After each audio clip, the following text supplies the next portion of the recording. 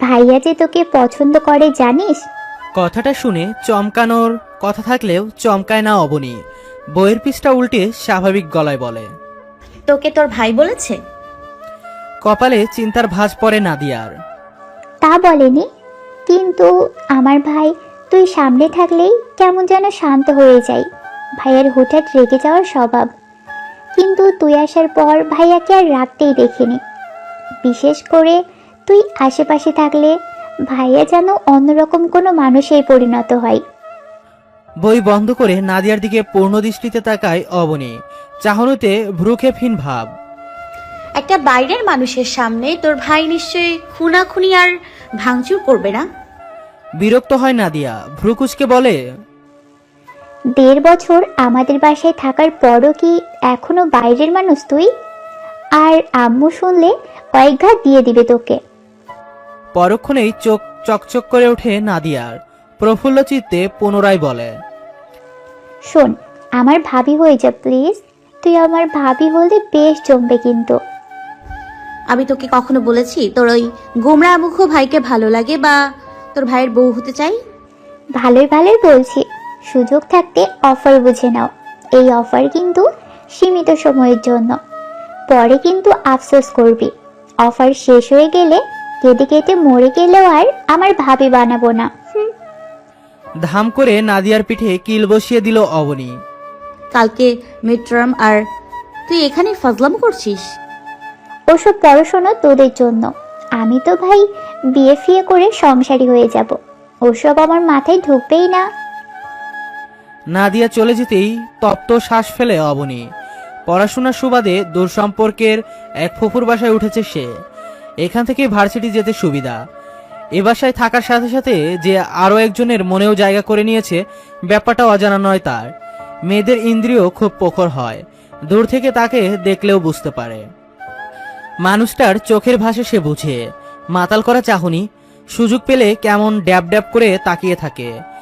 যেদিন থেকে বুঝতে পেরেছে সেদিন থেকে দূরে দূরে থাকে সে। বাসা ছেড়ে হলে উঠতে চেয়েছিল, সে চায়নি তার দিকে কেউ আঙুল তুলো। তবে সাধ সাধেন আফসানা খানম। বাসা ছেড়ে যাওয়ার কারণ দেখাতে বললে কিছুই বলতে পারেনি অবনী। অতপর আফসানা খানম সাফ সাফ গলায় বলেছিলেন, কারণ দেখাতে না পারলে বাসাও ছাড়তে পারবি না। বাসা ছেড়ে যাওয়া হয়নি, তবে নিজেকে গুটিয়ে নিয়েছে সে। নিজের অনুভূতিকেও করেছে সতর্ক, নিজের সীমারেখা যেন অতিক্রম না করে। অবাধ্য মন কখনো কোন দিকে মোড় নেয় বলা তো যায় না। চুলোয় চায়ের পানি বসিয়েছেন আফসানা খানম। সন্ধ্যার নাস্তায় কি বানানো যায় ভাবতে ভাবতে ওনার পিছনে এসে উপস্থিত হয় অবনী। কি ভাবছো ফুফু? আজ রাস্তায় কি খাবি? অবনী অনুরোধের সুরে বলে, আজ নাস্তা আমি বানাই ফুফু। খেয়ে আর কাজ নেই, পরে তোর মা বলবে তোকে নিয়ে আমরা কাজ করাই। মাই বলেছে তোমায় হাতে হাতে সাহায্য করার জন্য। পরে তোর মা বলবে তোকে দিয়ে আমরা কাজ করাই। আচ্ছা ঠিক আছে, এখন বল কি খাবি নাস্তায়? গরম গরম চায়ের সাথে সিঙ্গারা বানানোর আয়োজন চলছে। আফসানা খানম সিঙ্গারা বানিয়ে দিচ্ছে আর অবনী সেগুলো ভাজছে। তন্মধ্যে কলিং বেল বেজে ওঠে। রান্নাঘর থেকে হাঁক ছেড়ে নাদিয়াকে ডাকলেন তিনি, দরজা খুলে দেওয়ার জন্য। রুম থেকে নাদিয়া মুখ ভেঙচি দিয়ে বলে, তোমাদের দরজা তোমরা খোলো, আমারও তো ঠেকা পড়েনি। নাদিয়ার এমন উত্তরে রেগে গেলেন আফসানা খানম। বাপের আশকারা পেয়ে পেয়ে দিন দিন বেয়াদব হচ্ছে মেয়েটা। আমি যাচ্ছি ফুফু। চুলের আঁচ হালকা কমিয়ে সদর দরজার দিকে পা বাড়ায় অবনী।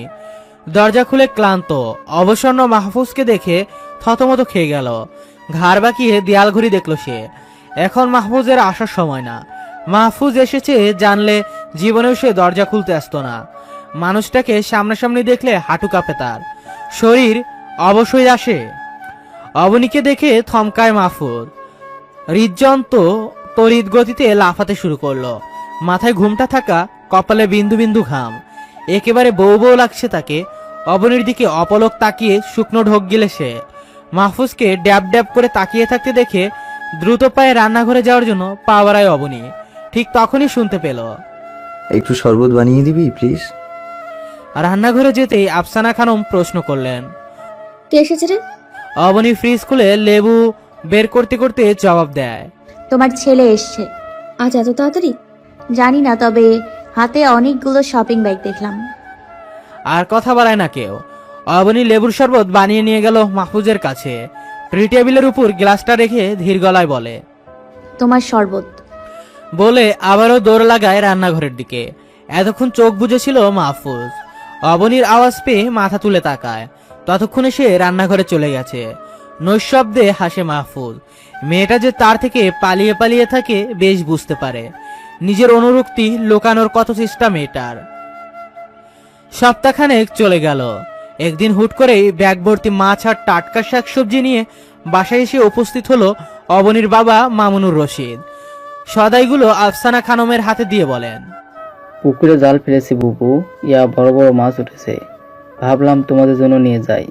তাছাড়া মেয়েটা আমার বড় বড় পাঙ্গাস মাছ পছন্দ করে। মেয়েকে রেখে কিভাবে খাই বলো তো, তাই মেয়ের মা পাঠিয়ে দিল। কপট রাগ দেখালেন আফসানা খানম। আমরা কি তোর মেয়েকে বড় বড় মাছ খাওয়াই না? জিভে কামড় দিলেন, অপরাধীর স্বরে বলেন, সি সি, কি বলো বুবু, এসব ভাববো কেন?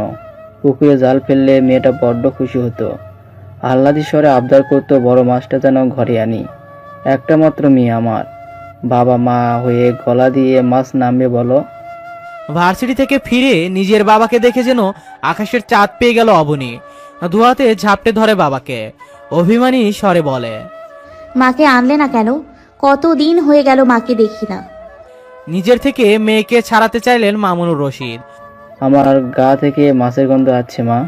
অবনী ছাড়লো না, বরং আরো শক্ত করে ধরলো। বাবাদের গা থেকে কোনো দুর্গন্ধ আসে না, বাবাদের গায়ের গন্ধটা বড্ড শান্তির। মামুনুর রশিদ বুঝলেন মেয়ের সাথে পেরে উঠবেন না। মেয়ের কথার কাছে হার মেনে তিনি সত্ত্বেও মেয়েকে বুকে জড়িয়ে নিলেন, সান্ত্বনা দিলেন মেয়েকে। আমি ঢাকা এসেছি মা, মাছের গাড়ি নিয়ে, ভাবলাম তোকে একবার দেখে যাই, তাই তোর মা জোর করে এগুলো ধরিয়ে দিল। বড় পাঙ্গাস মাছ দেখে দু চোখ চকচক করে ওঠে অবনীর। মাছ এনেছো বাবা? কতদিন হলো খাই না। পরক্ষণে এই মুখটা কালো করে বলে, এ বাসার কেউ পাঙ্গাস মাছ খায় না। আফসানা খানম বলেন, কে বললো খায় না? খায় তো, আনা হয় না আর কি। মামুন একবার আয় আয়েশাকে নিয়ে, ঢাকা শহরটাকে একবার তোর বউ দেখে যাক। আসবো বুবু, ধান বোনা শেষ হোক। সেদিন আর থাকলেন না মামুনুর রশিদ। ঘন্টা তিনেক থেকে আবার ফিরে গেলেন গ্রামে। রাতে রান্নার সময় অবনী বায়না করে সে রান্না করবে। নিজের মতো করে ঘন ডাল, পাঙ্গাস মাছ ভুনা আর করলা ভাজি করে। টেবিলে সবকিছু সাজিয়ে রাখতেই নাদিয়ার মাহফুজ এসে বলল। করলা ভাজি আর পাঙ্গাস দেখে রেগে গেল মাহফুজ। কঠিন গলায় প্রশ্ন করল, এগুলো রান্না হয়েছে কোন সাহসে? নাদিয়া ভয়ে ভয়ে বলল, অবনী রান্না করেছে। পাঙাশ মাছ নাকি অবনীর প্রিয়, মামু নিয়ে এসেছে গ্রাম থেকে। অবনীর প্রিয় শুনে কিছু বলে না মাহফুজ, চেয়ার টেনে বসলো। এর মাঝে সেখানে আফসানা খানম আর অবনী এলো। ফুফু, আজ আমি সবাইকে খাবার বেড়ে দিই। মিষ্টি হেসে সায় দিলেন আফসানা খানম। অবনী সবার পাতেই একটু একটু করে করলা ভাজি দিল। প্লেটে করলা ভাজি দেওয়ার পরও মাহফুজকে হাঙ্গামা করতে না দেখে বিস্ময়ে চোখ ছানা বড়া হয়ে গেল আফসানা খানম এবং নাদিয়ার। চোখ বড় বড় করে দুজন দুজনকে দেখতে লাগলো, এ যেন অস্ত্রমাশ্চর্য কিছু। আফসানা খানম হতবিহ্বল চোখে ছেলের খাওয়ার দিকে তাকিয়ে রইলেন। ছোট ছোট লোকমা মুখে তুলছে মাহফুজ। নিজের চোখকে বিশ্বাস করতে পারছেন না তিনি। যে ছেলে করলার নাম শুনলে রেগে যায়, সেই ছেলে কিনা বিনা বাক্যে করলা ভাজি দিয়ে ভাত খাচ্ছে। ওনাকে আরো অবাক করে মাহফুজ বাটি থেকে এক পিস পাঙ্গাস মাছ পাতে তুলে নিল। মাথা ঘুরতে লাগলো ওনার, সব কেবল স্বপ্ন স্বপ্ন মনে হচ্ছে। নিজের খাওয়ার কথা ভুলে গেলেন তিনি। অবিশ্বাস্য গলায় প্রশ্ন করলেন, তুই আমার ছেলে মাহফুজ তো? ভার্সিটি থেকে একটা মিনি ট্যুরের আয়োজন করা হয়েছে। ভোরে রওনা হয়ে সন্ধ্যার আগে ফিরে আসবে। নখ খুঁড়ছে নাদিয়া, টেনশনে হাত পা ঠান্ডা হয়ে আসছে। ভাইয়া আমাকে জীবনেও যেতে দিবে না। অবনীর হাত দুটো ধরে অনুনয় করে নাদিয়া। তুই একটু ভাইয়াকে বল না, আমি জানি তুই বললে ভাইয়া রাজি হবে, তোর কথা কখনো ফেলবে না। অবনী ফাঁকা ঢুক গিলে বলে, আমি? হ্যাঁ তুই, তুই বললে ভাইয়া সাথে সাথেই রাজি হয়ে যাবে। প্লিজ প্লিজ প্লিজ, আমার অনেক দিনের শখ তাজমহল দেখবো। মাফ কর বোন, তুই ফুফুকে বল, ফুফু বললে তোর ভাই রাজি হবে। আম্মু বললেও ভাইয়া রাজি হবে না, তুই একটু দেখ না প্লিজ। আমার দ্বারা সম্ভব না, তোর ভাইকে বলা। মুখটা পাংশুটে হয়ে গেল নাদিয়ার। মলিন স্বরে বলে, আচ্ছা তাহলে তুই যা।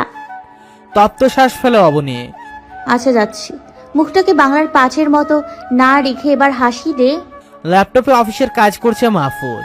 দরজায় দাঁড়িয়ে শুষ্ক ওষ্ঠ ভিজিয়ে নিল অবনী। মিনমিনিয়ে গলায় বলে, আসবো। চমকায় মাহফুজ। শুধু চমকালো না, অবনী কে নিজের রুমের সামনে দেখে ভীষণ অবাক হলো, তবে মুখে তা প্রকাশ করলো না। নিরেট গলায় বলে, আয়। রুমে এসে ওড়নায় ত্রিকোণ পেঁচিয়ে আমতা আমতা করতে লাগলো। চায়ের কাপে চুমুক দিয়ে মাহফুজ বলে, কিছু বলবি?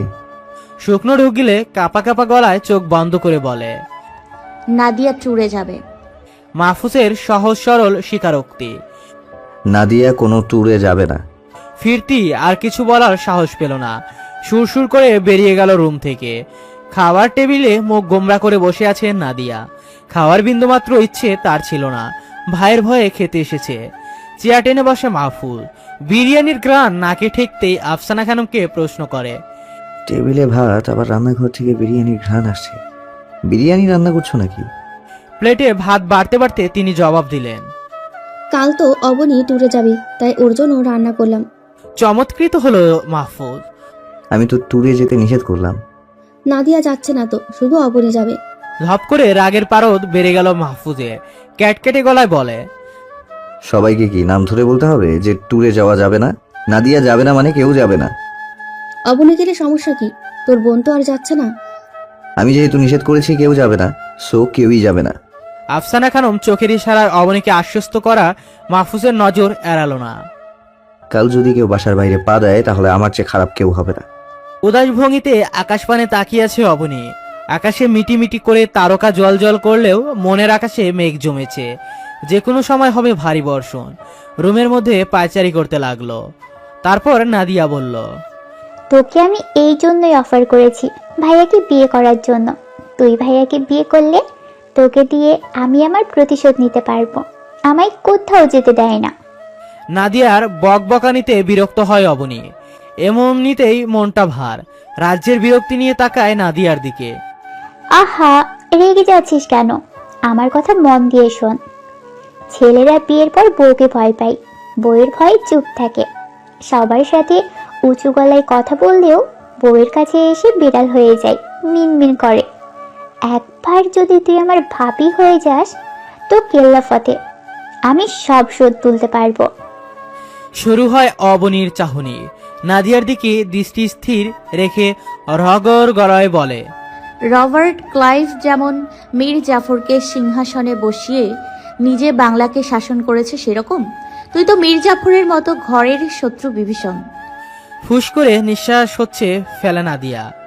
তুই আবার ইংরেজ শাসনের দিকে যাচ্ছিস কেন? আমি তো শুধু তোকে বোঝালাম। তোকে যেতে নিষেধ করেছে বলে তোর মন খারাপ। ভাব, সেই ছোট থেকে ভাইয়া আমার সাথে এমন করছে। অবনীর হাত মুঠোবন্দি করে অনুনয় করে পুনরায় বলে, আরে ইয়ার, রাজি হয়ে যা না। আমি ড্যাম শিওর ভাইয়া তোকে ভালোবাসে। আমার সামনে বাপ, অথচ তোর সামনে গেলে মেয়ে করে। ভাইয়াকে নাকে দড়ি বেঁধে ঘোরানোর জন্য এর থেকে সুবর্ণ সুযোগ আর হবে না। আমার সামনে এলে তোর ভাই মেউ করে কেন? হ্যাঁ, তাহলে খাবার টেবিলে ওটা কি ছিল? ওটা ছিল একটা। এবার তুই রাজি হয়ে যা, শুধু একবার হ্যাঁ বল। তোর ওই খরচ রসকসীন কাঠখোট্টা ভাইকে যদি বিয়ে করি তাহলে তোর কথা শুনে নাকে দড়ি বেঁধে ঘোরাবো কেন? হ্যাঁ, আমি আমার মতো করে তোর ভাইয়ের মাথায় রেখে কাঁঠাল ভেঙে খাবো। খুশিতে চকচক করে ওঠে নাদিয়ার চোখ।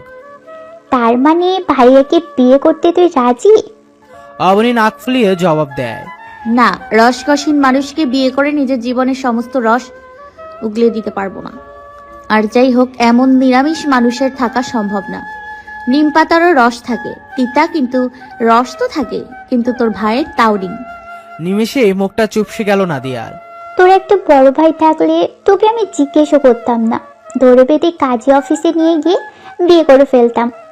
অবনী ঠাট্টার স্বরে বলে, আছে তো একটা, বিয়ে করে ফেল। যা, তোর এই দুধের শিশু ভাইকে বিয়ে করলে রোম্যান্স করার জায়গায় ওর হাগুমতো পরিষ্কার করতে লাগবে। তাহলে চুপ থাক, আর কোনো কথা বলবি না, ভালো লাগছে না আমার। অবনী চুপ করার কথা বললেও নাদিয়া চুপ হলো না, নিজের মতো করে বকবক করতেই লাগলো। তোর রাগ হচ্ছে না ভাইয়া যে তোকে যেতে নিষেধ করলো? অবনীর আগে গজগজ করতে লাগে। হচ্ছে তো, তবে তোর ওই বিরস ভাইয়ের উপর না, তোর উপর। তোর জন্য সাফাই গাইতে গিয়ে আজ এই হাল হলো। দুষ্টু হাসে নাদিয়া। আমার কিন্তু বেশ লাগছে, আমি যেতে পারবো না দেখে যতটা কষ্ট হয়েছিল এর থেকে বেশি শান্তি লাগছে তুই যেতে পারবি না বলে। তুই আর তোর ভাই ইচ্ছে করছে দুটোকে গলা চেপে মেরে ফেলি। মেয়েটাকে যেতে নিষেধ করা তোর মোটেও উচিত হয়নি। এই সময় লাইফটাকে এনজয় করতে না পারলে আর পারা যায় না। এরপরে দায়িত্ব কাঁধে এসে পড়ে। আমরাও তো ভার্সিটি লাইফে এমন এনজয় করেছি, কি করেনি? নিজের ডেস্কে মাথা রেখে গুজে রেখেছিল মাহফুজ। সাইফুলের কথায় মাথা উঁচিয়ে তাকায় সে। দীর্ঘশ্বাস ফেলে গলার টাইটা ঢিলে করে। দোস্ত, আমি না দিন দিন কেমন হিংসুটে হয়ে যাচ্ছি, শুধু ওর ক্ষেত্রেই।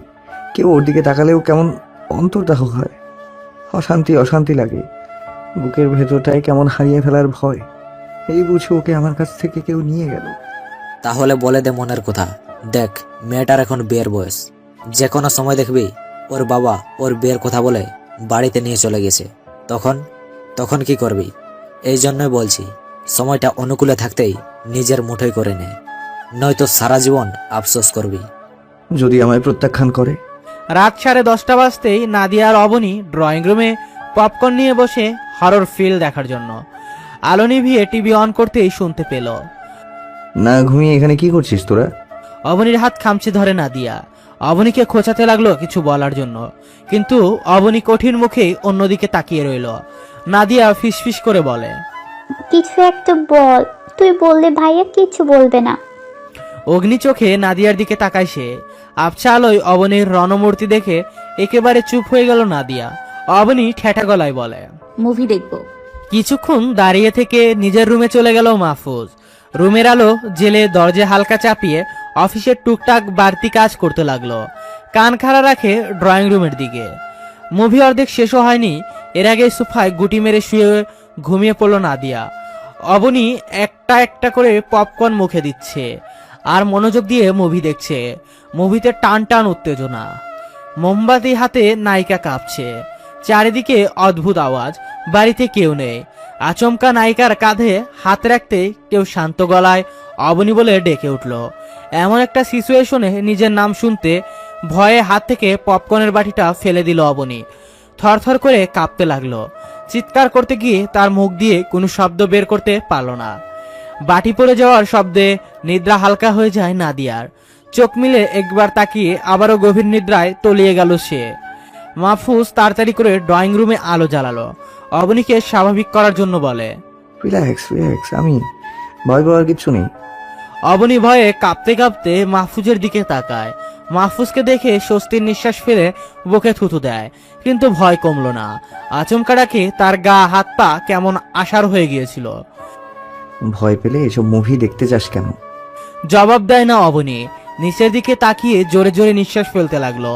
অবনী যে রেগে তার সাথে কথা বলতে চায় না বেশ বুঝতে পারলো মাহফুজ।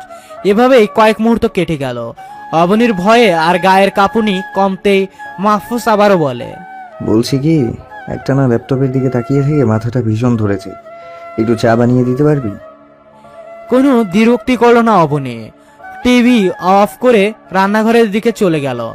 চায়ের কাপটা মাহফুজের সামনে রেখে দ্রুত কদম ফেলে দরজার কাছে আসতে মাহফুজ বলল, রেগে আছিস আমার উপর ট্যুরে যেতে দেইনি বলে? দাঁড়িয়ে পড়ে সে। দুদিকে মাথা নেড়ে চলে যেতে নিলে মাহফুজ পুনরায় বলল, একটু বসবি, তোর সাথে আমার কিছু কথা ছিল। ধক করে ওঠে অবনীর বুকের ভিতরে। সমস্ত কথা জমে গেল অজানা আতঙ্কে। মন বলল, শুনিস না কথা, এই যে কথা না, তোর সর্বনাশ।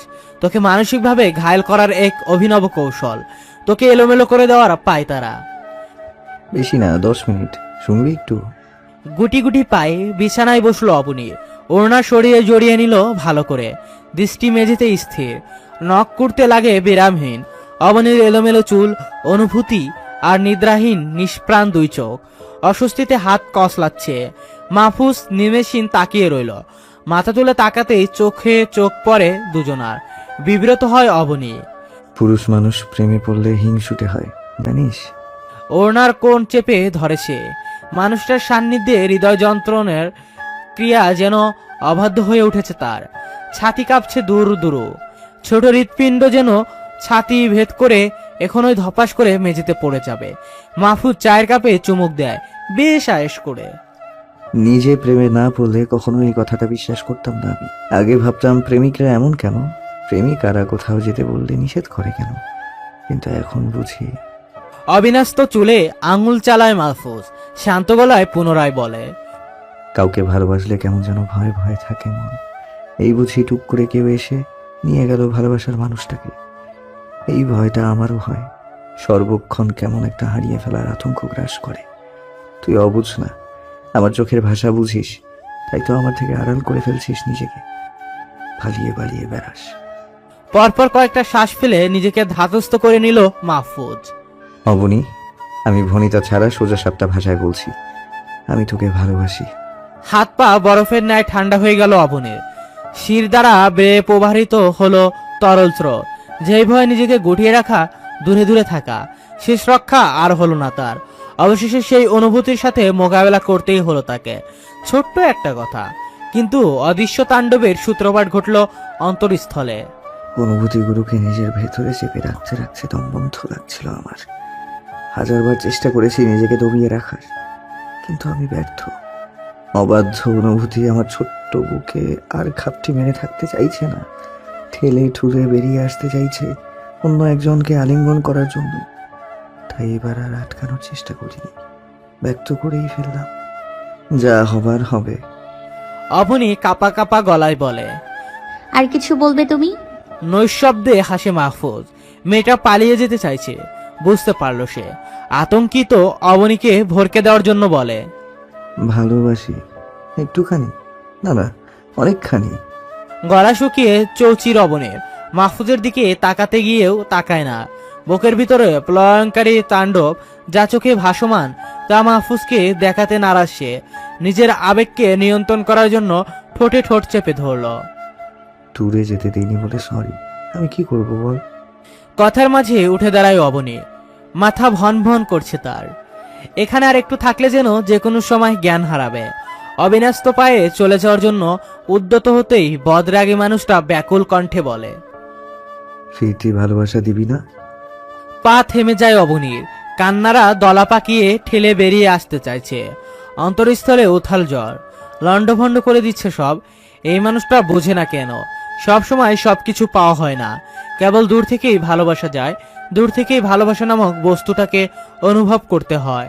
কোথাও তার হাত পা দৃঢ় প্রতিজ্ঞার শেকলে বাঁধা, এক কঠিন ওয়াদার বেড়াজালে আবদ্ধ সে। এটা কখনো হওয়ার নয়। যতটুকু অনুভূতি পুঞ্জীভূত হয়েছে, আপনার মনে মাটি চাপা দিয়ে দিন। সব অনুভূতি পূর্ণতা পায় না। আবারও নতুন করে শুরু করুন অন্য কারোর সাথে। অনুভূতিটি মাটি চাপা দেওয়ার কথা শুনে চোখ মুখ কঠিন হয়ে এলো মাহফুজের। নিরেট গলায় জানতে চাইল, কেন? কেন? শব্দটার কর্ণগোচর হলো না অবনী। এর আগেই প্রস্থান করলো সে। হালকা জ্বর আসার অজুহাতে ভার্সিটি যাবে না নাদিয়া। বিছানায় কাঁদো কাঁদো মুখ করে শুয়ে আছে সে। তুই আমায় ফেলে ভার্সিটি যাচ্ছিস?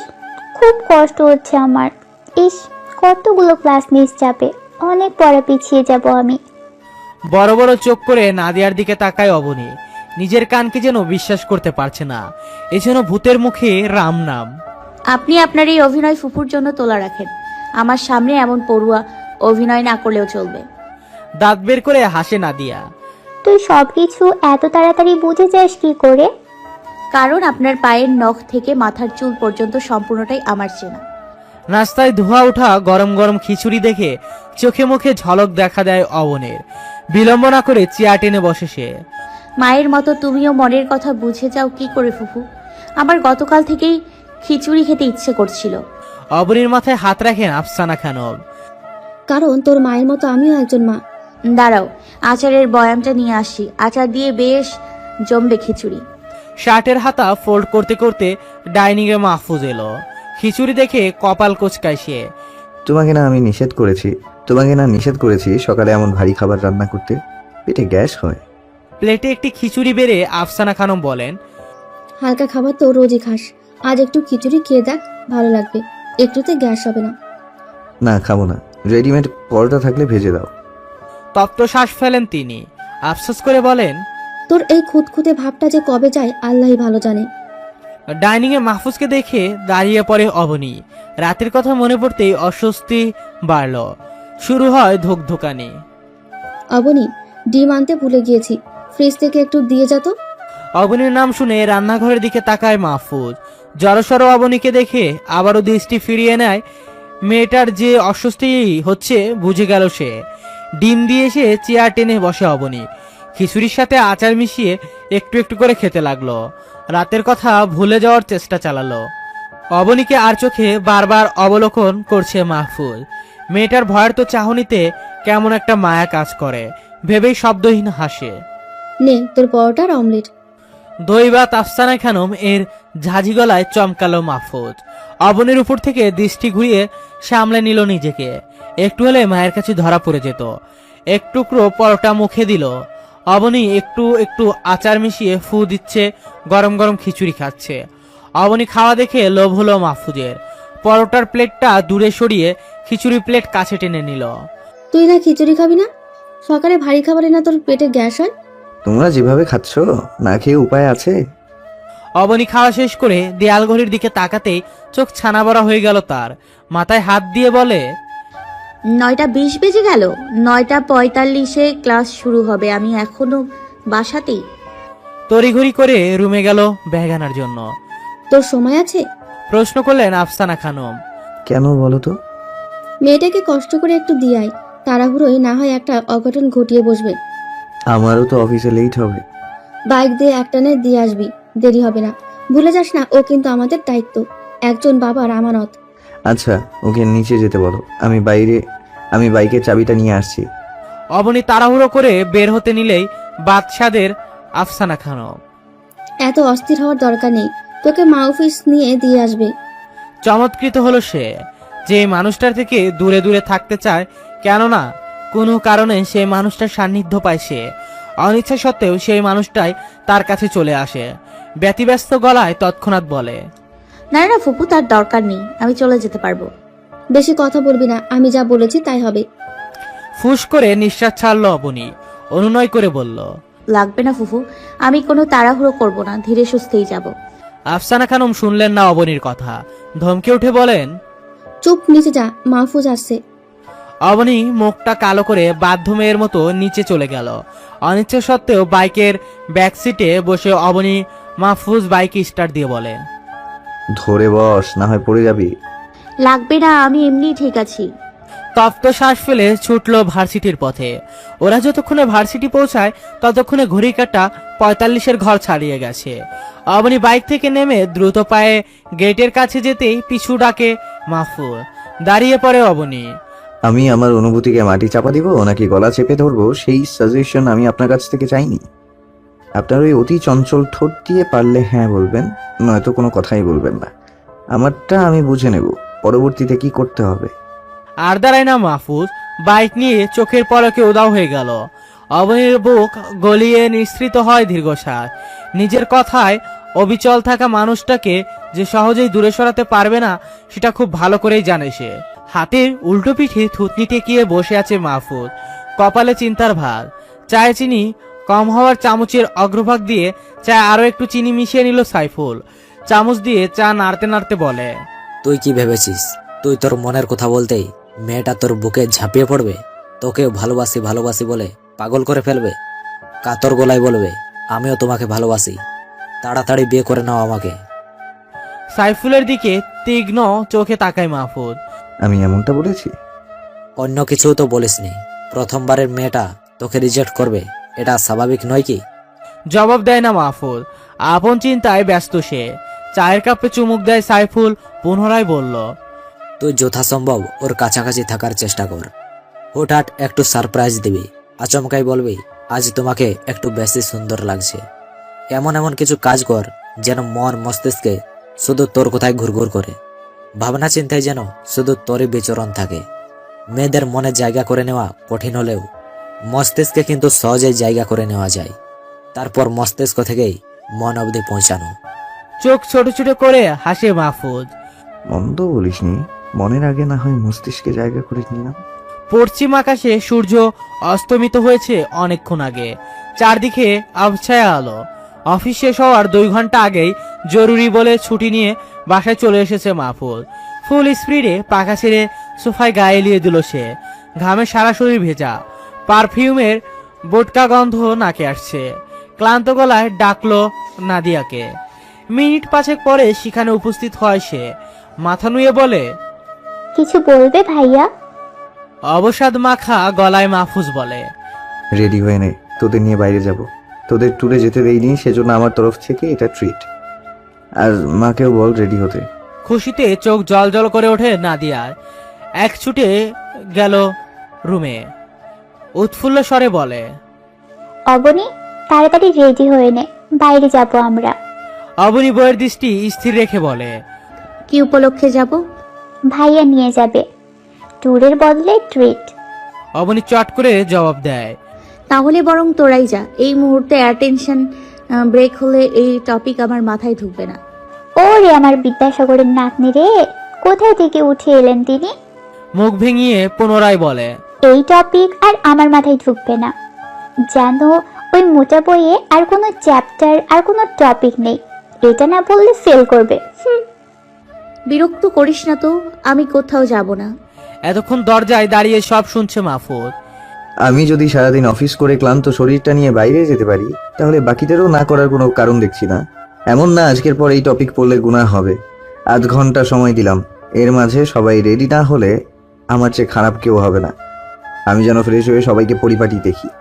নিজের রুমে যেতে পুনরায় চিৎকার করে ডাকলো আফসানা খানমকে। তাড়াতাড়ি হয়ে নাও মা, আমি গোসল সেরে একটু চাঙ্গা হয়ে আসি। মাহফুজ চলে যেতে নাদিয়া বলে, তাড়াতাড়ি রেডি হয়ে নে, নাইলে ভাইয়া কুরুক্ষেত্র বাঁধাবে। রাগে গজগজ করতে করতে শব্দ করে বইটা বন্ধ করে ফেলে অবনী। তোমরা নিজেদের পছন্দে অর্ডার করো, আমি আগে একটা হট কফি খেয়ে নিই, না হলে শরীরের ক্লান্তি যাবে না।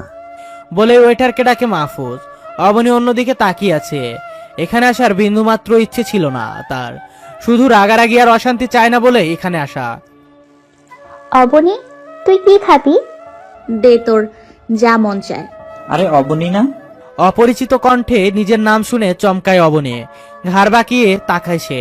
পরিচিত মুখ দেখে ঠোঁট প্রসারিত হলো তার। আরে সোহেল যে, কতদিন পর, কেমন আছো?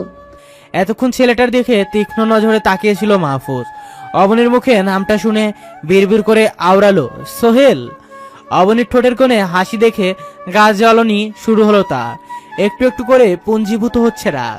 টুকটাক কথা বলার পর সোহেল নামক ছেলেটা সবাইকে দেখিয়ে জানতে চাইল। এরা কারা? অবনী মিষ্টি এসে জবাব দেয়, আমরা একটা পরিবার। অনেকদিন পর দেখা, আসো একটু আড্ডা দেই। অবনী ছেলেটার সাথে যাওয়ার ইচ্ছে না থাকলেও মাহফুজের সামনে থেকে যাওয়ার জন্য রাজি হয়ে গেল। ফুফু, আমি পাশে টেবিলে যাই। যা, অনেকদিন পর 2 বন্ধুর দেখা হয়েছে যেহেতু। ছেলেটা কিছু একটা বলছে আর অবনী হেসে লুটিপুটি খাচ্ছে। দূর থেকে দৃশ্যটা সহ্য হলো না মাহফুজের। রাগের পারদ বেড়ে গেল। দাঁতে দাঁত পিষে ক্রোধান্বিত চোখে তাকিয়ে রইল অবনীর হাস্যোজ্জ্বল মুখের দিকে। কই, তার সাথে এত হেসে কথা বলে না, লুটিপুটিও খায় না। ওয়েটার কফির কাপটা সামনে এনে রাখতে নিজের রাগ কন্ট্রোল করতে পারল না সে। কৌশল করে সম্পূর্ণ গরম কফিটা নিজের হাতে ঢেলে দিল মাহফুজ। তৎক্ষণাৎ আফসানা খানম আর্তনাদ করে উঠলেন। এটা কি করলি বাবা? মাথায় উঁচিয়ে তাকায় অবনী। আফসানা খানমকে ব্যতিব্যস্ত হতে দেখে দ্রুত পায়ে গেল সেখানে। মাহফুজ আগুনে লাল চোখ এক পলক তাকায় অবনীর দিকে, কঠিন গলায় বলে, অসতর্কতা বশত হয়ে গেছে মা। ইস, কতখানি লাল হয়ে গেল। মাহফুজের ক্রোধানলে দগ্ধ চোখ, নিরেট কণ্ঠস্বর, হিংস্র পরায়ণ মনোভাব সব মিলিয়ে কান ভাসতে লাগলো। পুরুষ মানুষ প্রেমে পড়লে হিংসুটে হয়ে যায়। হাত জ্বলছে মাহফুজের অসহনীয় ভাবে, তবে বুক জ্বলছে এর থেকে তীব্র হারে। হাতের থেকে অন্তঃস্থলের জ্বলন অনুভব হচ্ছে একটু বেশি। তবে এই সামান্য ব্যাপারটায় এতটা খারাপ কেন লাগছে নিজেও বুঝতে পারছে না সে। চেয়েও নিজের মনকে শান্ত করতে পারছে না। আশেপাশে কোনো ফার্মেসি থাকলে চল বাবা, মলম লাগাতে হবে হাতে। ছেড়ে দাও মা, এমনি সেরে যাবে। গাছাড়া ভাব মাহফুজের। আমাদের হলে এমনি সেরে যেত, আমরা এসবের সাথে অভ্যস্ত। অতঃপর ছেলেকে টেনে টুনে নিয়ে বেরিয়ে গেলেন রেস্টুরেন্ট থেকে। রাস্তার বিপরীত দিকে একটা ফার্মেসি সন্ধান পেয়ে ছুটলেন সেদিকে। সোহেল নামক ছেলেটাকে বিদায় দিয়ে অবনীও গেল পিছু পিছু। আফসানা খানম যত্ন সহকারে ছেলের হাতে মলম লাগিয়ে দিচ্ছেন। নাদিয়া ফিসফিস করে অবনীকে বলে, মা খেয়াল না করলেও আমি দেখেছি ভাইয়া ইচ্ছে করেই নিজের হাতে কফিটা ফেলেছে। আমার মনে হচ্ছে তুই যে ছেলেটার সাথে হেসে হেসে কথা বলছিস সেজন্য ভাইয়া জেলাস। গম্ভীর মুখে নাদিয়ার দিকে তাকাতেই ঠোঁটে আঙুল দেয় সে। ক্ষণকাল বাদে ঠোঁট থেকে আঙুল সরিয়ে পুনরায় বলে, ভাইয়া কিন্তু সত্যিই জেলাস। বিশ্বাস কর, আমি কলিজা পোড়া গন্ধ পাচ্ছি। অফিস গেলে তোকে শুধু একবার পাই, তোর বুদ্ধি দেওয়া আমি বার করছি। ফোনের ওপাশ থেকে বাগাড়ম্বরপূর্ণ হাসলো সাইফুল। তুই যে মেয়েটার প্রেমে একেবারে উন্মাদ, বুঝতে পারছিস? এই যত সামান্য ব্যাপারটাই এইভাবে রিয়াক্ট করার কিছু নেই মাহবুজ, এটা স্বাভাবিক। মাহফুজের গলার স্বর নরম হয়ে এলো। আমি জানি ব্যাপারটা স্বাভাবিক, কিন্তু মনটা খচখচ করছে। ছেলেটা কিভাবে যেন অবনীকে দেখছিল, আমার একটুও ভালো লাগেনি। আমার অবনীকে ও দেখবে কেন? আমার অবনীকে কেবল আমিই দেখব। তপ্ত শ্বাস ফেলে সাইফুল। ব্যাপারটা স্বাভাবিক বলে আবার তো অস্বাভাবিক কথা বলছিস। মাহফুজ বিবশ গলায় বলে। অবনী ছেলেটার সাথে হাসছিল। তো কি কাঁদবে? জবাব দেয় না মাহফুজ। সাইফুল পুনরায় বলে, ছোটবেলায় সমবয়সী ভাই বোনকে মা কিছু একটা বেশি দিলে আমরা অভিমান করে বলতাম না, আমায় একটুও ভালোবাসো না তুমি মা। তোর মাঝে এই ছোটবেলার ভাবটা ফুটে উঠেছে।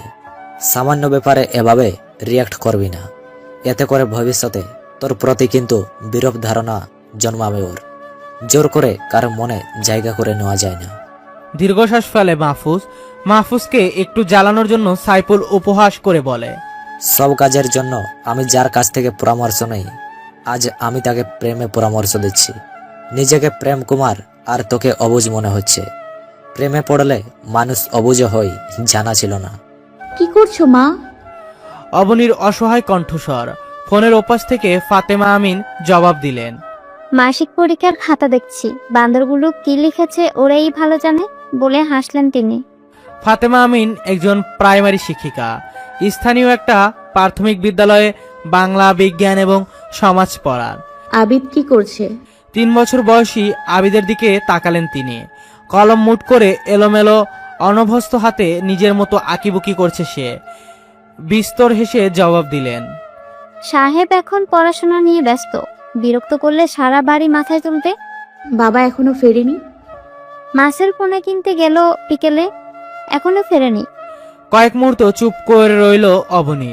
সহসা মেঘে মেদুর মলিন স্বরে বলে, তোমায় বড্ড দেখতে ইচ্ছে করছে মা। হাতটা থেমে গেল ওনার। মনটা কেঁদে ওঠে মেয়ের জন্য। এইচএসসি দেওয়ার পর মেয়েকে শহরে পাঠিয়েছেন। 1.5 বছর যাবৎ 2 দিনের জন্য আসে আবার চলে যায়। চলে যাওয়ার সময় কলিজাটা ছিঁড়ে। তিনি বিবশ গলায় বলেন, ক্যামেরাটা অন কর। অবনী কাপা গলায় বলে, এভাবে না মা, তোমায় এভাবে দেখে আমার তৃপ্তি মিটে না। ফাতেমা আমিনের মুখটা পাংশুটে হয়ে গেল। 2 দিনের জন্য এসে থেকে যা বাড়িতে, তোর পিউ আবার বাচ্চা দিয়েছে। ভার্সিটি তো অফ দিচ্ছে না। শুক্রবার দেখে চলে আয়। কিছু না বলে কল কেটে দিল অবনী। ড্রয়িং রুমে বসে খবর দেখছে মাহফুজ। কাঁথায় ফুল তুলছেন আফসানা খানম। ফুফু, বলে ফেল। কয়েকদিনের জন্য বাড়ি যাব। কেন, ভার্সিটি কি অফ? বাড়ি যাওয়ার কথা শুনে চট করে অবনীর দিকে দৃষ্টিপাত করে মাহফুজ। ভ্রু উঁচিয়ে তাকিয়ে রইল কি জবাব দেয় তা শোনার জন্য। ভার্সিটি বন্ধ না। আফসানা খানম পুনরায় জানতে চাইলেন। তবে অবনী অসহায় কাতর কণ্ঠে বলে, মায়ের কাছে যেতে ইচ্ছে করছে খুব, কতদিন বাড়িতে যাই না। সেলাই থামিয়ে অবনীর দিকে রইলেন তিনি। মায়ের জন্য বেশি খারাপ লাগছে? চলমলে চোখে মাথা ঝাঁকায় সে। তিনিও মায়া ভরা কণ্ঠে বলেন, কবে যাবি? কাল সকাল 6:30টার বাসে। ও মা, এত সকাল সকাল কেন? তাহলে তাড়াতাড়ি বাড়ি যেতে পারবো। অবনীর বাচ্চাদের মতো কথা শুনে হেসে ফেলেন তিনি। বাস ছাড়ার অপেক্ষা করছে অবনী। অবনীকে বাসে তুলে দেওয়ার জন্য এসেছে মাহফুজ। একা একা যেতে পারবি তো? নিচের দিকে তাকিয়ে অবনী জবাব দেয়, হুম। বমি হয় বাসে? না। তারপরও মাহফুজ কতগুলো আচারের প্যাকেট কিনে দিল। বেশি খারাপ লাগলে খাবি। বাস ছাড়বে, একে একে সব যাত্রী বাসে উঠছে। অবনীকে তার সিটে বসিয়ে দিল মাহফুজ। সাবধানে যাবি, আর বাস থেকে নেমে সবার আগে আমাকে ফোন দিবি। আমি মামুকে বলে দিব থাকার জন্য। অবনী চট করে বলে। না না, বাবাকে বলো না, ওরা জানে না আমি যে বাড়ি যাচ্ছি। মাহফুজ আচ্ছা বলে নেমে গেল। বাইরে দাঁড়িয়ে অপেক্ষা করতে লাগলো বাস ছাড়ার। স্টাফরা চেক দিতে লাগে সব যাত্রী উঠছে কিনা। অবনীর পাশের সিট ফাঁকা দেখে প্রশ্ন করলেন, বাসের সিটটা কি আপনার? নাবোধক মাথা নাড়ায় অবনী। তিনি হাঁক ছেড়ে ড্রাইভারকে বলেন, আরো একজন যাত্রী উঠাবো। মিনিট 3 অপেক্ষা করেও যখন কোনো যাত্রী এলো না, তখন ড্রাইভার গাড়ি স্টার্ট দিলেন। এর থেকে বেশি অপেক্ষা করতে পারবে না তারা। বাস চলতে শুরু করলো। ড্রাইভার ফ্রন্ট গ্লাসে তাকাতেই দেখতে পেল একজন যুবক দৌড়ে আসছে আর হাতের ইশারায় বাস থামানোর কথা বলছে। বাস থামালেন তিনি। মাহফুজ দৌড়ে হাঁপাতে হাঁপাতে বাসে ওঠে। দপ করে অবনীর পাশের সিটে এসে বসে পড়ল। এতক্ষণ বাইরের দিকে তাকিয়েছিল অবনী। শব্দ শুনে তাকায় সে। পাশের সিটে মাহফুজকে দেখে মুখ হা হয়ে গেল তার। তুমি? মাহফুজ ঘন ঘন শ্বাস ফেলতে ফেলতে বলে। পানি দে। ব্যাগ থেকে পানির বোতলটা বের করে তার হাতে দিল সে। মাহফুজ এক নিঃশ্বাসে বোতলের অর্ধেকটা পানি শেষ করে ফেলল। অর্ধপূর্ণ বোতল অবনীর হাতে দিল। অবনী কৌতূহলী নয়নে তাকিয়ে আছে। প্রাণ ভোমরাকে একা ছেড়ে একদম শান্তি পাবো না আমি। মাহফুজের অকপটে বলা কথায় অস্বস্তি বাড়ল অবনীর। আর কথা বাড়ায় না সে। দৃষ্টি নিবদ্ধ করে বাইরের দিকে। ছেলেটার সাথে যত দূরত্ব তৈরি করেছে, ছেলেটা ততই এক কদম করে দূরত্ব মিটিয়ে নিচ্ছে। বাস স্টপেজেও আফসানা খানমের সাথে আসতে চেয়েছিল সে। ভুজুং ভাজুং বুঝিয়ে নিজে এসেছে। দূরত্ব কমুক অবনী সেটা চায় না। সে চায় দূরত্ব বাড়ুক। মধ্যেখানে একটা প্রাচীর তৈরি হোক। দূরে সরে যাক মানুষটা। জ্যামে আটকা পড়েছে বাস। অবনী নড়ে চড়ে বসলো। মাথা ঘুরছে ভীষণ। নাড়ি ভুড়ি উল্টে আসছে তার। মাহফুজের একটা হাত খামচে ধরে নিজেকে নিয়ন্ত্রণ করার জন্য মাহফুজ ধরফড়িয়ে ওঠে। সকালে ঘুম পূর্ণ না হওয়ায় চোখ লেগে এসেছিল তার। অবনীর কঠিন চোখ মুখ দেখে আতকে ওঠে সে। তড়িঘড়ি করে জিজ্ঞেস করে, বেশি খারাপ লাগছে? বমি হবে? জবাব দিতে পারে না অবনী। দাঁতে দাঁত পিষে রইল, যেন কথা বললে সব পেট থেকে বেরিয়ে আসবে। মাহফুজ স্টাফ থেকে ডাকে পলি থাকলে দেওয়ার জন্য। পলি আনতে আনতে আর ধৈর্য ধরেতে পারে না সে। তার আগে হরহর করে মাহফুজের হাতের উপর বমি করে দিল। আর চোখে একবার মাহফুজের দিকে তাকাতেই সে বলে, বমি কর তুই, সমস্যা নেই। স্টাফ পলি দিতেই মাহফুজ পুনরায় বলে, টিস্যু থাকলে দিয়েন প্লিজ। সিটে গায়ে লিয়ে দিয়েছে অবনী। বমি করে ক্লান্ত সে। শরীর বিন্দুমাত্র বল নেই। বমি পরিষ্কার করে অবনীকে ডাকে মাহফুজ। অবনী, একটু কুলকুচি করে নে। অবনী নড়ে চড়ে ওঠে, গাইগুই করে বলে, ভালো লাগছে না। মুখের কথা মুখেই রইল। তার আগে আবারও বমি করে দিল সে। এই জন্যই বলেছিলাম ট্রেনে আসার জন্য। ট্রেনে আসলে আর এতটা ধকল যেত না। আমি যদি না আসতাম কি হতো? ফুসের একটা কথাও কর্ণগোচর হলো না। সে রইল তার মতো। বাস আবারও চলতে শুরু করেছে। মাহফুজ পর্দা ভালো করে ফাঁক করে দেয়। বাতাস যেন অবনীর গায়ে লাগে। দুর্বলতায় মুদে আসছে অবনীর দুই চোখ। ঘুমের মাঝে হাঁস ফাঁস করছে সে। মাহফুজ দেরি করলো না। নিজের বুকের সাথে অচেতন অবনীর মাথা ঠেকালো। কানে কাছে ফিসফিসিয়ে বলে, ঘুমো তুই, তোর যতক্ষণ মন চায়। বাস ফিলিং স্টেশন থামতেই মাহফুজ অবনীকে ডাকে। সাড়া না দিয়ে অবনী কয়েক সেকেন্ড মোছরামুছরি করে আবার গভীর নিদ্রায় তলিয়ে গেল। ঘুমের মাঝে দৃঢ়ভাবে আঁকড়ে ধরে মাহফুজের কলার। শব্দহীন হাসে মাহফুজ। এলোমেলো অবিন্যস্ত চুলগুলো কানের উল্টো পিঠে গুজে আবারও ডাকে। অবনী, বার কয়েক ডাকতে পিটপিট করে চোখ মিলে তাকায় অবনী। বোঝার চেষ্টা করলো ঠিক কোথায় আছে। মাথায় ভার হয়ে আছে তার। অনুভব করলো কিছু একটা খুব করে ধরে রেখেছে সে। আর চোখে চোখ চাইলো সেদিকে। নজর এলো দুই শার্টের বোতামার কলার। মস্তিষ্ক জানান দিল কোনো এক পুরুষের বুকে লেপ্টে আছে সে।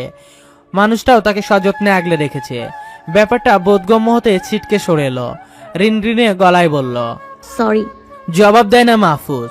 ক্ষণকাল নীরব থেকে বলে উঠল, ওয়াশরুমে যাবি? গেলে চল, হাত মুখেও পানির ঝাপটা দিবি, ভালো লাগবে। উঠে দাঁড়ায় অবনী। একটু ওয়াশরুমে গেলে শরীর হালকা হতো। মোটামুটি অনেক যাত্রী নেমেছে বাস থেকে। অবনীও নামলো, আর তার পিছু পিছু মাহফুজ। অবনী আড়ষ্ট চোখে এক নজর মাহফুজকে দেখে নতস্বরে বলে, তোমায় তো আমি একেবারে নোংরা করে ফেলেছি। নিজের হাতের দিকে তাকায় মাহফুজ। শার্টের হাতা ফোল্ড করে রাখলেও বমির দাগ স্পষ্ট। প্যান্টেও পড়েছে কিছুটা। অধর প্রশস্ত হয় তার। অবনীকে অপ্রস্তুত করার জন্য রগর বলায় বলে, ভবিষ্যতের জন্য প্র্যাকটিস করে নিচ্ছি। আল্লাহ চাইলে কোনো এক সময় রাত বিরাতে আমার এসব পরিষ্কার করতে হবে। আগে থেকে দক্ষ হয়ে থাকা ভালো না? কথার ভাবার তো বুঝলো না অবনী। সরু চোখে তাকিয়ে রইল মাহফুজের দিকে। ক্ষণিক পরে কথাটার আসল উদ্দেশ্যে মস্তিষ্ক বুঝতে পেরে সে তড়িঘড়ি করে ওয়াশরুমে ঢুকে পড়ে। 10টার কাটা ছুঁই ছুঁই। রৌদ্রের প্রখরতা বাড়ছে ক্ষণে ক্ষণে। গন্তব্য এসে বাস থামল। নির্জেলায় এসে বড় একটা নিঃশ্বাস ফেলে অবনী। চোখ বন্ধ করে নিল মুহূর্তেই। এখন কেমন লাগছে শরীর? বাকি পথটা যেতে পারবি? চল, আগে কিছু খেয়ে নিবি। অবনী চট করে জবাব দেয়। আমি সোজা বাড়ি যাব, বাড়ি গিয়ে যা হবার হবে। আশেপাশে নজর বোলায় মাহফুজ। রাস্তার অপর প্রান্তে কয়েকটা ফলের দোকান দেখে ছুটল সেদিকে। আধ ঘন্টার মাঝে ফিরে এলো কয়েক রকম ফল নিয়ে। তুমি এসব কিনেছো কেন? ওইগুলো কে খাবে? অবনীর প্রশ্নের জবাব দেয় না মাহফুজ। কদম বাড়ায় সিএনজি স্ট্যান্ডের দিকে। তীক্ষ্ণ দৃষ্টিতে তাকিয়ে সেখানেই অনর রইল অবনী। মাহফুজ পিছু ফিরে তাকায়। বাড়ি যাবি নাকি এখানেই দাঁড়িয়ে থাকবি? এক ছুটে মাহফুজের কাছে এসে দাঁড়ায়। দুজন সমান তালে হাঁটতে লাগলো। সিএনজি স্ট্যান্ডে এসে একটা খালি সিএনজিতে বসায় অবনীকে। ড্রাইভারের ভাড়া মিটিয়ে বলে, চাচা, সাবধানে যাবেন। এই এলাকার রাস্তাঘাটের যে হাল। অবনীকে উদ্দেশ্য করে বলে। বাড়ি গিয়ে আমায় একটা ফোন করবি। অবনী মাহফুজের মুখের দিকে তাকিয়ে বলে, তুমি যাবে না? না। এতখানি পথ এসে আবার ফিরে যাবে? তুমি গেলে বাবা মাও খুশি হতো। অফিস থেকে হাফ ডে ছুটি নিয়েছি, লাঞ্চের পর উপস্থিত থাকতে হবে। সিএনজি স্টার্ট দেয় ড্রাইভার। মাহফুজ তড়িঘড়ি করে বলে, চাচা চাচা 5 মিনিট, আমি এক্ষুনি আসছি। ফিরে এলো তাড়াতাড়ি। হাতে কতগুলো চকলেট, সেগুলো অবনীর হাতে দিয়ে বলে, এগুলো তোর ভাইয়ের। তুমি সহ চলো না। শুকনো হাসে মাহফুজ। যাব, সময় হোক। চতুর্থ শ্রেণীর বিজ্ঞান ক্লাস নিচ্ছেন ফাতেমা আমিন। রিডিং পড়াচ্ছেন। এক পলক বাইরের দিকে তাকিয়ে আবারও পড়ায় মনোযোগ দিলেন। সহসা ওনার কপালে ভাঁজ পড়ে। মনে হলো কাউকে দেখছেন। ঘাড় বাঁকিয়ে দরজায় মেয়েকে দাঁড়িয়ে থাকতে দেখে কিংকর্তব্য বিমূঢ় হয়ে গেলেন তিনি। চোখ বড় বড় করে তাকিয়ে রইলেন মেয়ের দিকে। অবনী একগাল হেসে বলে, বিশ্বাস হচ্ছে না? টলমলে চোখে হাসলেন তিনিও। এবার হচ্ছে? বইটা টেবিলের উপর রেখে পরম মমতায় আগলে নিলেন মেয়েকে। ছোট ছোট ছেলে মেয়েগুলো তাকিয়ে আছে সেদিকে। বলে আসবি না? তাহলে আমি ছুটি নিতাম। তোমাকে চমকে দেওয়ার জন্য দিলাম না। তোর বাবাকে ফোন করেছি, এসে তোকে নিয়ে যাবে। মামুনুর রশিদ হাঁক ছেড়ে ডাকেন বাড়িতে যে টুকটাক কাজে সাহায্য করে তাকে। রাফিয়া বউ, কোথায় গেলে? দেখো কে এসেছে। রাফিয়া খাতুন বাটা থেকে পান বানাচ্ছিলেন। দাঁড়িয়ে দাঁড়িয়ে দেখছিল ছোট্ট আবিদ। বাবার গলা শুনে অবিন্যস্ত পায়ে চলে গেল বাইরে। রাফিয়া খাতুন পান মুখে পুড়ে বলেন, বাপ পাগল পোলা। ঘর থেকে বেরিয়ে এলেন তিনিও। অবনীকে দেখে চিৎকার দিয়ে ওঠেন, ও মা গো, তুমি আইবা আগে কইবা না? তোমার পছন্দের সব রাইন্দা রাখতাম। রাফিয়া খাতুনকে জড়িয়ে ধরে অবনী। ওসব পরে হবে, আগে বলো কেমন আছো। যার চারই কুলে খেউ নাই, তার তোমাগো ঘরে একটা ঠাই হইছে, হে কেমনে খারাপ থাকবো? ও, তোমায় না বলেছে এসব বলবে না? মুখে আঙুল দিয়ে অবনীকে পর্যবেক্ষণ করছে আবির। তার কাছে আসছে না দেখে অভিমান করে বলে, বাবা, অবন। ভাইয়ের দিকে ফিরে তাকায় অবনী। হাত বাড়াতেই চলে এলো তার কোলে। তার নাকে মুখে হাত বুলিয়ে বলে, অবন। ভাইয়ের গালে টুক করে চুমু এঁকে দিল অবনী। কাপা কাপা গলায় বলে, হ্যাঁ অনব। খেয়ে এসে বিছানায় গায়ে লিয়ে দিল অবনী। বাঁচতে থাকলো তার মোবাইলে স্ক্রিনে জল জল করে মাহফুজের নাম। রিসিভ করতেই ওপাশ থেকে কাতর কণ্ঠস্বর ভেসে আসলো। খেয়েছিস? অবনীর ছোট্ট উত্তর, হুম সবাই ভালো তো? হুম। অতঃপর দুজনেই নীরব। শুষ্ক ওষ্ঠ ভিজিয়ে নিল অবনী। শান্ত গলায় বলে, তুমি খেয়েছো? না, খাবো। ও, অবনী, সত্যি করে একটা কথা বলবি? বুক কেঁপে উঠল অবনীর। মাহফুজ ঠিক বলার কথা বলছে বুঝে গেল চট করে। এই ব্যাপারটার মুখোমুখি আর হতে চায় না সে। তো হৃদগতিতে বলল, মা ডাকছে, পরে কথা হবে। দীর্ঘশ্বাস ফেলে কল কেটে দিল মাহফুজ। শীতকাল না হওয়া সত্ত্বেও ভাপা পিঠা বানানোর আয়োজন করছেন ফাতেমা আমিন। চুলোর পাশে পিড়িতে গরম গরম পিঠা খাচ্ছে অবনী। মামুনুর রশিদ হাত মুখ ধুয়ে এলেন। মেয়ের পাশে পিড়ি পেতে তিনিও বসে পড়লেন। আবিদ ওঠেনি বাবা? গরম গরম ভাপা পিঠা মুখে পুরে নিলেন মামুনুর রশিদ। মুখের পিঠা শেষ হতেই বললেন, জমিদার সাহেব এত তাড়াতাড়ি ওঠেন না। কথার ধরনে হেসে ফেলেন অবনী। রাফিয়া খাতুনকে উদ্দেশ্য করে বলে, ফুপু পিঠা খাচ্ছ না কেন? পান মুখে দিছি, এখন খামু না। বিরক্ত হয় অবনী। ঘুম থেকে উঠে পান খাওয়ার স্বভাবটা তোমার গেল না। খাওয়া শেষ হতে মামুনুর রশিদ বলেন, চল মা পুকুরে যাই, তোর জন্য মাছ ধরবো। খুশিতে চকচক করে ওঠে অবনীর চোখ। মুখের পিঠা শেষ করে বলে, তাড়াতাড়ি চলো বাবা, আগে খেয়ে নে। আমার খাওয়া শেষ। আজকে এই রাতটাই বাড়িতে থাকবে অবনী। আগামীকাল এই সময় আবার ঢাকায় ফিরবে ট্রেনে। ট্রেনের টিকিটটাও কাটা শেষ, আর যাবে না কখনো বাসে। এবারে আক্কেল হয়েছে। মেয়েটার মাথায় আলতো করে হাত বুলিয়ে দিচ্ছেন ফাতেমা আমিন। রাতটা পেরোলে আবার মেয়ে দূরে চলে যাবে। বুকটা কেমন জলজল করছে। 2 দিন বাড়িটা কেমন ভরা ছিল। মা করে বাড়ি মাথায় তুলেছিল মেয়েটা। কালকের পর নীরব হয়ে যাবে। চোখ টলমল করছে অবনীর। 2 দিন চোখের পলকে কেটে গেল। তোর ফুফু তোকে আদর করে তো? কিছুক্ষণ চুপ থেকে অবনী মায়ের হাতটা বুকে জড়িয়ে বলে, ওই মানুষটা তোমার মতো স্নেহ না করলে হয়তো আমি এখানে থাকতে পারতাম না মা। ফুফুর কাছে নিজের 2 ছেলে মেয়ে যেমন আমিও তেমন। আমি যে তার মামাতো ভাইয়ের মেয়ে কখনো সেই চোখে দেখেনি। সর্বদা সন্তান স্নেহ করে। আবারও মাথায় হাত বুলিয়ে দিতে লাগলেন তিনি। অবনী? তপ্ত শ্বাস ফেলে তিনি বলেন, না কিছু না। ফিচেল হাসে অবনী। মা কি জানার জন্য ইতস্তত করছে বুঝলো। ভয় পেও না মা, তোমাদের অসম্মান হয় এমন কোনো কাজ করব না। ঢাকায় ফিরেছে অবনী। ফাতেমা আমিন অনেক রকমের পিঠা বানিয়ে দিয়েছেন। নাস্তায় ফাতেমা আমিনের বানানো নকশি পিঠা খাচ্ছে সবাই। খাওয়া শেষ হতে নাদিয়া রুমে গেল। আফসানা খানম গেলেন রুমে। টেবিলে শুধু অবনী আর মাহফুজ। মাহফুজের মোবাইলে রিং হতেই রিসিভ করে সে। লাউডে দিয়ে মোবাইল টেবিলের উপর রাখলো। সালা কই তুই? একটু পরে মিটিং শুরু হবে। খাওয়া থামিয়ে মাহফুজের দিকে তাকিয়ে রইল অবনী। কথার শুরুতে কেউ এসব কথা বলে? চোখে চোখ পড়ে দুজনার। দৃষ্টি নামিয়ে নেয় অবনী, তবে মাহফুজ দৃষ্টি সরালো না। নাস্তা করছি। কতক্ষণ লাগে নাস্তা করতে? হবু শাশুড়ি তার জামাইয়ের জন্য পিঠা বানিয়ে পাঠিয়েছে, একটু সময় নিয়ে খাবো না? কত যত্ন করে বানিয়েছে এগুলো। হতভম্ব হয়ে গেল অবনী। ভ্রু কুচকে তাকায় মাহফুজের দিকে। ব্যাপারটা অন্য কারোর সাথে শেয়ার করছে ভেবে রাগ বাড়ল তার। রাগে ধীরে ধীরে লাল হয় নাকের ডগা। পিঠা তো নয়, যেন অমৃত। রাগে দাঁত কিরিমির করতে করতে চলে গেল সে। লাঞ্চ আওয়ারের পর মাহফুজকে কল করে অবনী। হঠাৎ করে অবনীর কল আসায় অবাক হয় মাহফুজ। কল কেটে ব্যাক করে সে। আজ সূর্য কোন দিকে উঠলো? অবনী কিছু না বলে হিস হিস করে, রেগে আছিস কেন? কেউ কিছু বলেছে? আসবো আমি? অবনী কঠিন গলায় বলল। তুমি একটু বেশি বাড়াবাড়ি করছো না? আহাম্মক হয়ে গেল মাহফুজ। আমি আবার কি করলাম? তোমার এসব কথাবার্তা যে আমার অস্বস্তি বাড়ায়, বোঝো না? এটা সামনাসামনি না বলে মোবাইলে বলছিস কেন? নাকি সামনাসামনি বলার সাহস নেই? না নেই। আমি ঢাকা শহরে তোমার সাথে প্রেম করতে আসিনি, পড়াশোনা করতে এসেছি। তো আমায় ভালোবাসলে আমি কি তোর বই খাতা ছিঁড়ে ফেলবো? হতাশা মিশ্রিত শ্বাস ফেলে অবনী। মাহফুজের এমন গা ছাড়া ছাড়া ভাব তার মোটেও ভালো লাগছে না। একরোখা স্বভাবের ছেলেটা নিজের সিদ্ধান্তে অটল। কিভাবে বোঝাবে সে? রাগে জেদে গলা ফাটিয়ে কাঁদতে ইচ্ছে করছে তার। কড়া ভাষায় কতগুলো কথা বলতে গিয়েও বলতে পারে না। গলায় আটকে আসে। মন মস্তিষ্ক বাধা হয়ে দাঁড়ায়। তুমি বুঝতে পারছো না কেন? মাহফুজ হাস্যরসের তো গলায় জবাব দেয়। তো বুঝা আমাকে, আমিও তো বুঝতে চাই। তুই বুঝাবি আর আমি বুঝবো। চাপা আর্তনাদ করে অবনী। পুনরায় বলে, বেশি বাড়াবাড়ি করলে আমি কিন্তু হলে চলে যাব। মাহফুজ ভাবলেশীন গলায় বলে, তোর ফুফুকে কি বলে যাবি? ফুফু, তোমার ওই পাজির ছেলে আমায় ভালোবাসে, ভালোবাসি ভালোবাসি বলে মাথা খারাপ করে দেয়। বলে দেখ তোর ফুফুর কাছে। মুহূর্তেই অবনীর মুখটা পাংশুবর্ণ হয়ে যায়। এই কথাটা সে মরে গেলেও বলতে পারবে না। তাই তো মাহফুজ মজা নিচ্ছে। আমার ব্যবস্থা আমাকেই করতে হবে। কপালে চিন্তার ভাঁজ পড়ে মাহফুজের। কুচকায় ভ্রু। কি করবি তুই? উত্তর করল না অবনী। প্রশ্নটা ইচ্ছে করে এড়িয়ে গেল।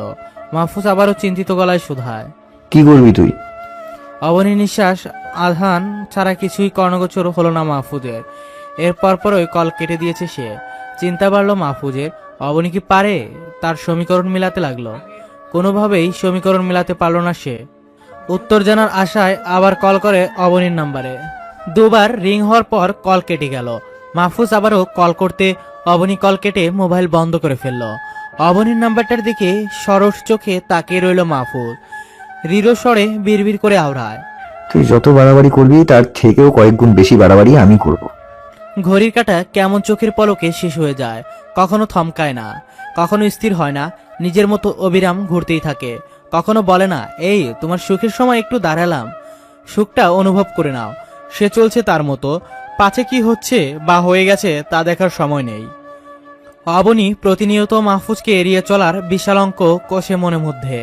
বইয়ে মুখ ডুবিয়ে থাকে সর্বক্ষণ, সারাক্ষণ বইয়ে মুখ গুজে থাকে বলে বিরক্ত হয় নাদিয়া। ভ্রুকুচকে নাকুচু করে তাকিয়ে থাকে অবনীর দিকে। মাঝে মাঝে বিরক্ত হয়ে নাদিয়া বলে, বিদ্যাসাগরও বোধ হয় তোর মতো পড়তো না। পড়াশোনার বাইরে জীবনটাকে উপভোগ করতে হয়, সারাদিন পড়তে পড়তে পাগল হয়ে যাবি তুই। তবে সেসব গায়ে মাখে না, সে তো পড়ে না, কেবল হৃদয়ে আগা থানা চাহনি থেকে নিজেকে বাঁচিয়ে রাখে, কারো প্রেমে মুখ থুবড়ে পড়া থেকে নিজেকে সংযত রাখে, নিজের মনে সুপ্ত অনুভূতি আড়াল করে রাখে। ভালোবাসায় সাড়া দেওয়ার ভয়ে পালিয়ে বাঁচে সে। বেশ কিছুদিন কেটে গেছে, নিজেকে আরো গুটিয়ে নিয়েছে অবনী।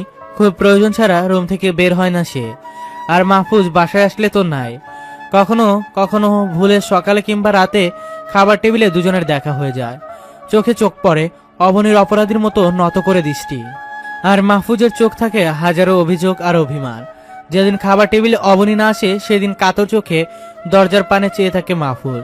এই বুঝি অবনী আসবে, তার কাতর চোখের তৃষ্ণা মিটবে। মাঝে মাঝে মাহফুজের চোখের তৃষ্ণা মিটে তো মাঝে মাঝে তৃষ্ণার তো আখি জোড়া নিজেই ঘুমোতে যায় সে। তৃষ্ণার তো আখি জোড়ায় কখনো ঘুম দেখা দেয়, আবার কখনো দেয় না। সাই সাই করে ঘুরতে থাকা সিলিং ফ্যানের দিকে তাকিয়ে থাকে নিমেষে। নির্ঘুমই কেটে যায় রাত। খাবার টেবিলে আজ মুখোমুখি বসে আছে মাহফুজ আর অবনী। অবনীর সম্পূর্ণ মনোযোগ খাবারে হলেও মাহফুজ আর চোখে বারবার তার দিকে তাকাচ্ছে। ব্যাপারটা আন্দাজ করতে পেরে মুখেটা গম্ভীর হয় অবনীর।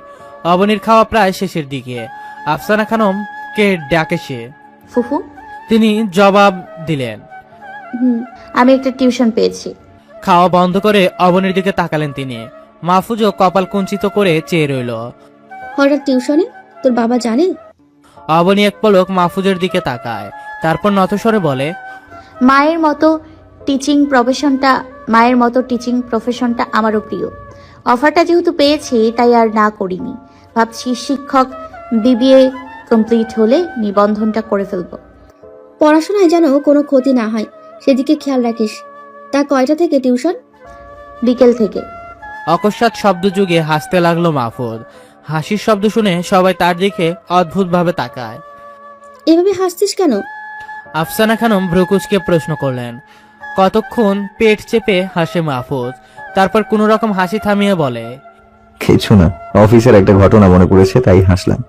তিনি ও বলে আবার খাওয়ায় মনোযোগ দিলেন। মাহফুজকে তীক্ষ্ণ নজরে একবার দেখে টেবিল ছেড়ে উঠে গেল অবনী। পড়তে পড়তে বুকের উপর বই রেখে ঘুমিয়ে পড়েছে নাদিয়া।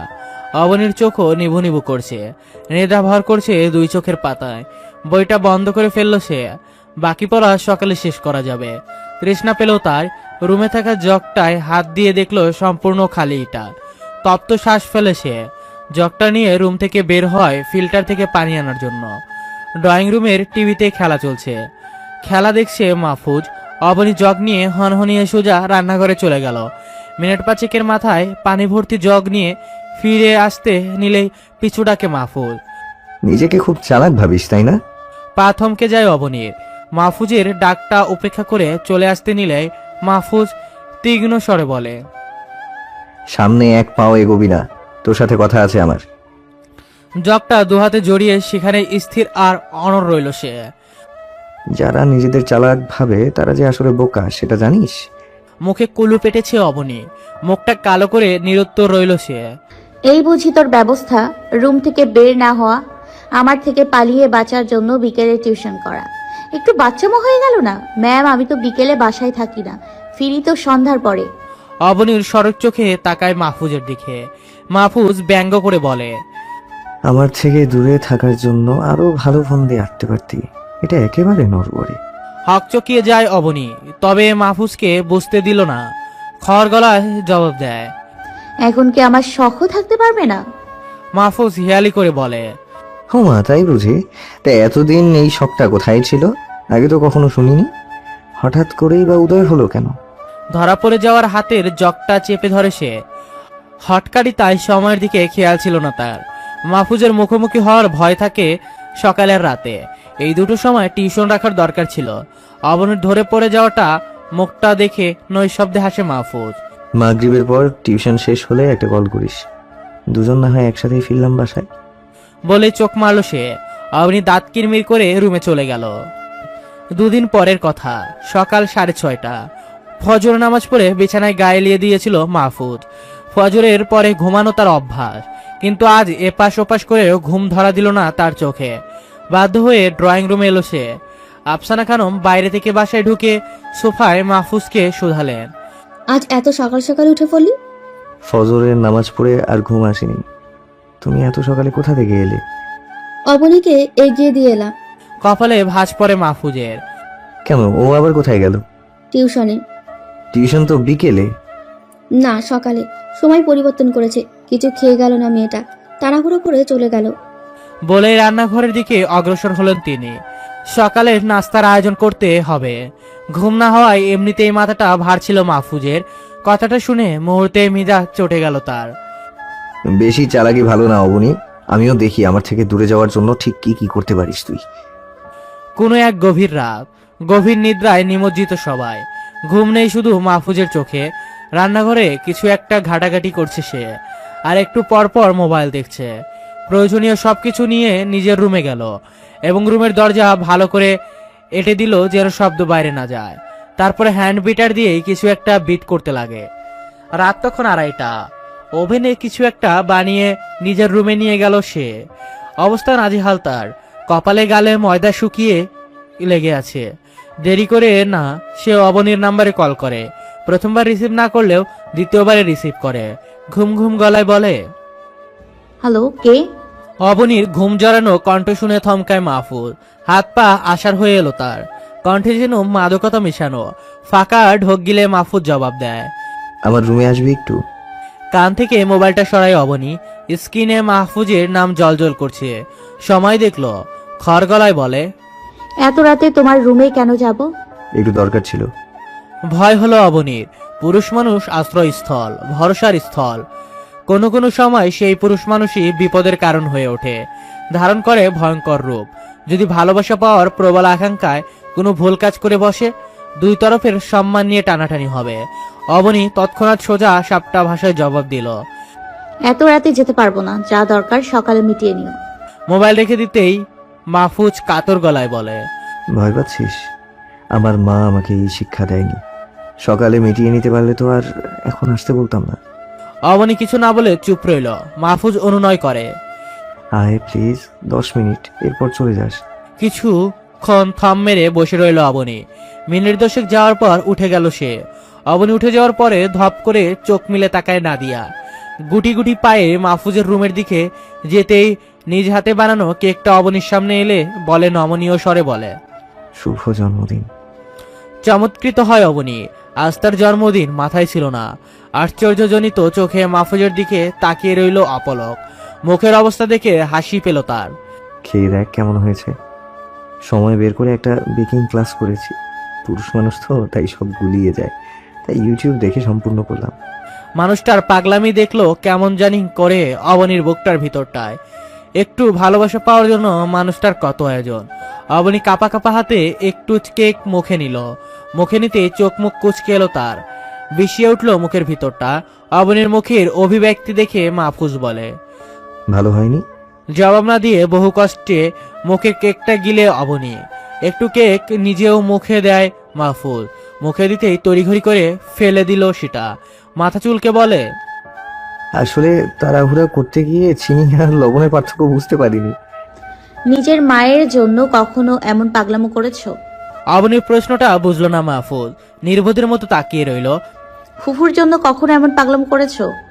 সেম কাজটা ফুফুর জন্য করলে কত খুশি হতো জানো? কখনো তাকে জন্মদিনের শুভেচ্ছা জানিয়েছো? মাহফুজ শান্ত গলায় বলে, না, মায়ের জন্য কখনো এমন পাগলামো করার প্রয়োজন পড়েনি। কেননা গর্ভে আসার পরপরই না দেখে ভালোবেসেছিল মা, আর ভূমিষ্ঠ হওয়ার পর ক্রমান্বয়ে সেই ভালোবাসার মাত্রা কেবল বেড়েছে। মায়ের ভালোবাসা পাওয়ার জন্য আলাদা করে ইমপ্রেস করতে হয়নি তাকে, ইমপ্রেস করতে হয় তাকে যে ভালোবাসা বুঝে না, সবকিছু বুঝেও না বুঝার ভান করে। মাহফুজের রুম থেকে এসে মাত্রই শুয়েছে অবনী। আচমকা নাদিয়া বলে উঠল, বাপ্পা, প্রেম তো একদম জমে ক্ষীর। ভাই আমার রাত বিরাতে কেক বানাচ্ছে, প্রেমিকাকে ডেকে নিয়ে খাওয়াচ্ছে। তা মাকে বলবো নাকি তার ঘরে বউ আসার সময় হয়েছে? নাকি বলবো আমার ফুপি হওয়ার মন চাইছে খুব, শিখিয়ে দাও না প্লিজ। অবনী জবাব না দিয়ে পাশে ফিরে শুয়ে পড়ল। কথা বাড়ালে নাদিয়া মজা নেওয়া শুরু করবে। একটা ডিল কনফার্ম করতে এসেছে সাইফুল আর মাহফুজ। মিটিং ফিক্স করা হয়েছে রেস্টুরেন্টে। 2 কাপ কফি অর্ডার করে দুজনকেই আলোচনা করতে লাগলো কিভাবে প্রজেক্টটা প্রেজেন্ট করবে, কিভাবে প্রেজেন্ট করলে ক্লায়েন্টের পছন্দ হবে। বস বিশ্বাস করে দুজনকেই দায়িত্ব দিয়েছে, ডিলটা কনফার্ম করতেই হবে। আচমকা অবনীর কণ্ঠস্বর পেয়ে চমকায় মাহফুজ। মনে ভুল ভেবে ফাইলে মনোযোগ দিল। অবনীর হাসির শব্দ পুনরায় কানে আসতেই আশেপাশে নজর বোলায় সে। অদূরে বসে আছে অবনী। সুচালো হয় মাহফুজের চাহনি। ভাবলো হয়তো নাদিয়ার সাথে খেতে এসেছে, কিন্তু পরক্ষণে সেদিনে সেই ছেলেকে দেখে স্থির হয় চাহনি।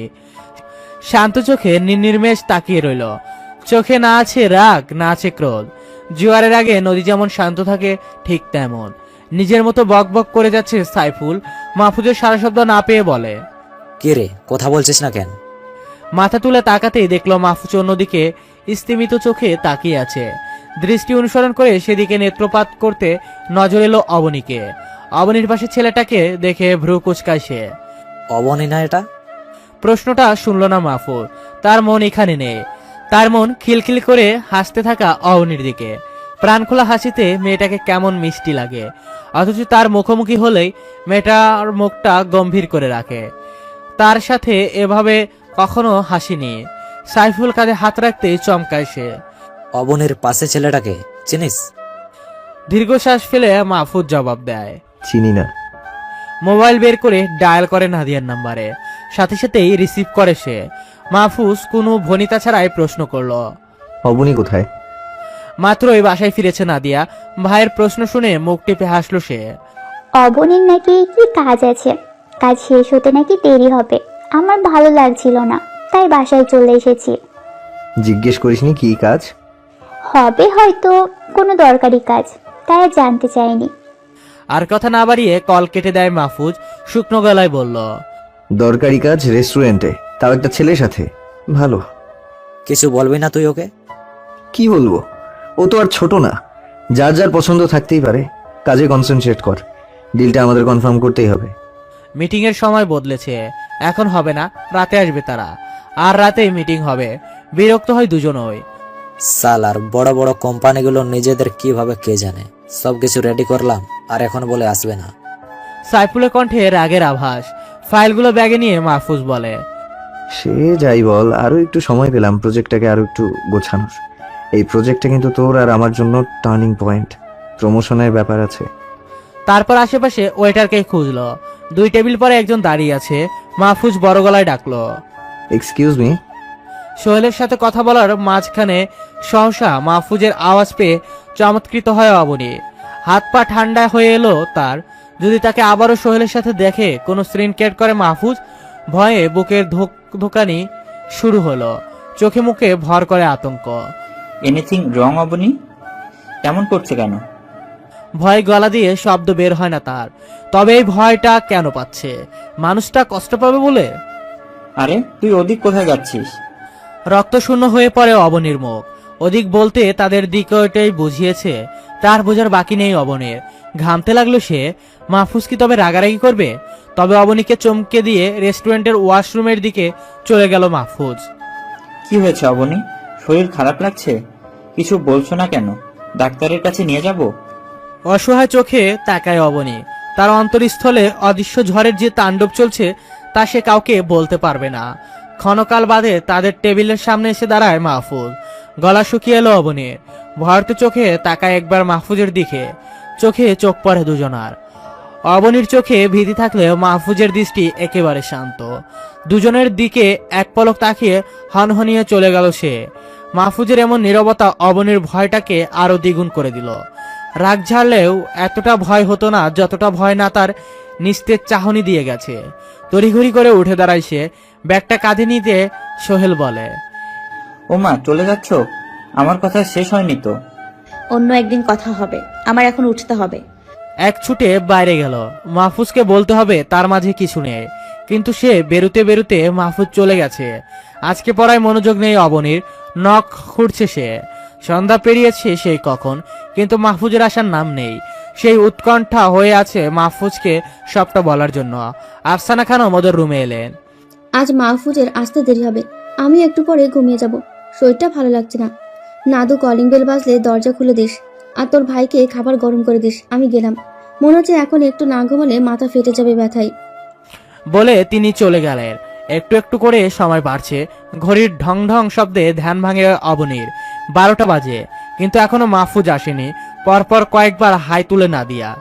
বইটা হাতে নিলে আমি আর চোখে মুখে পথ দেখি না, কোথা থেকে যে এত ঘুম চলে আসে।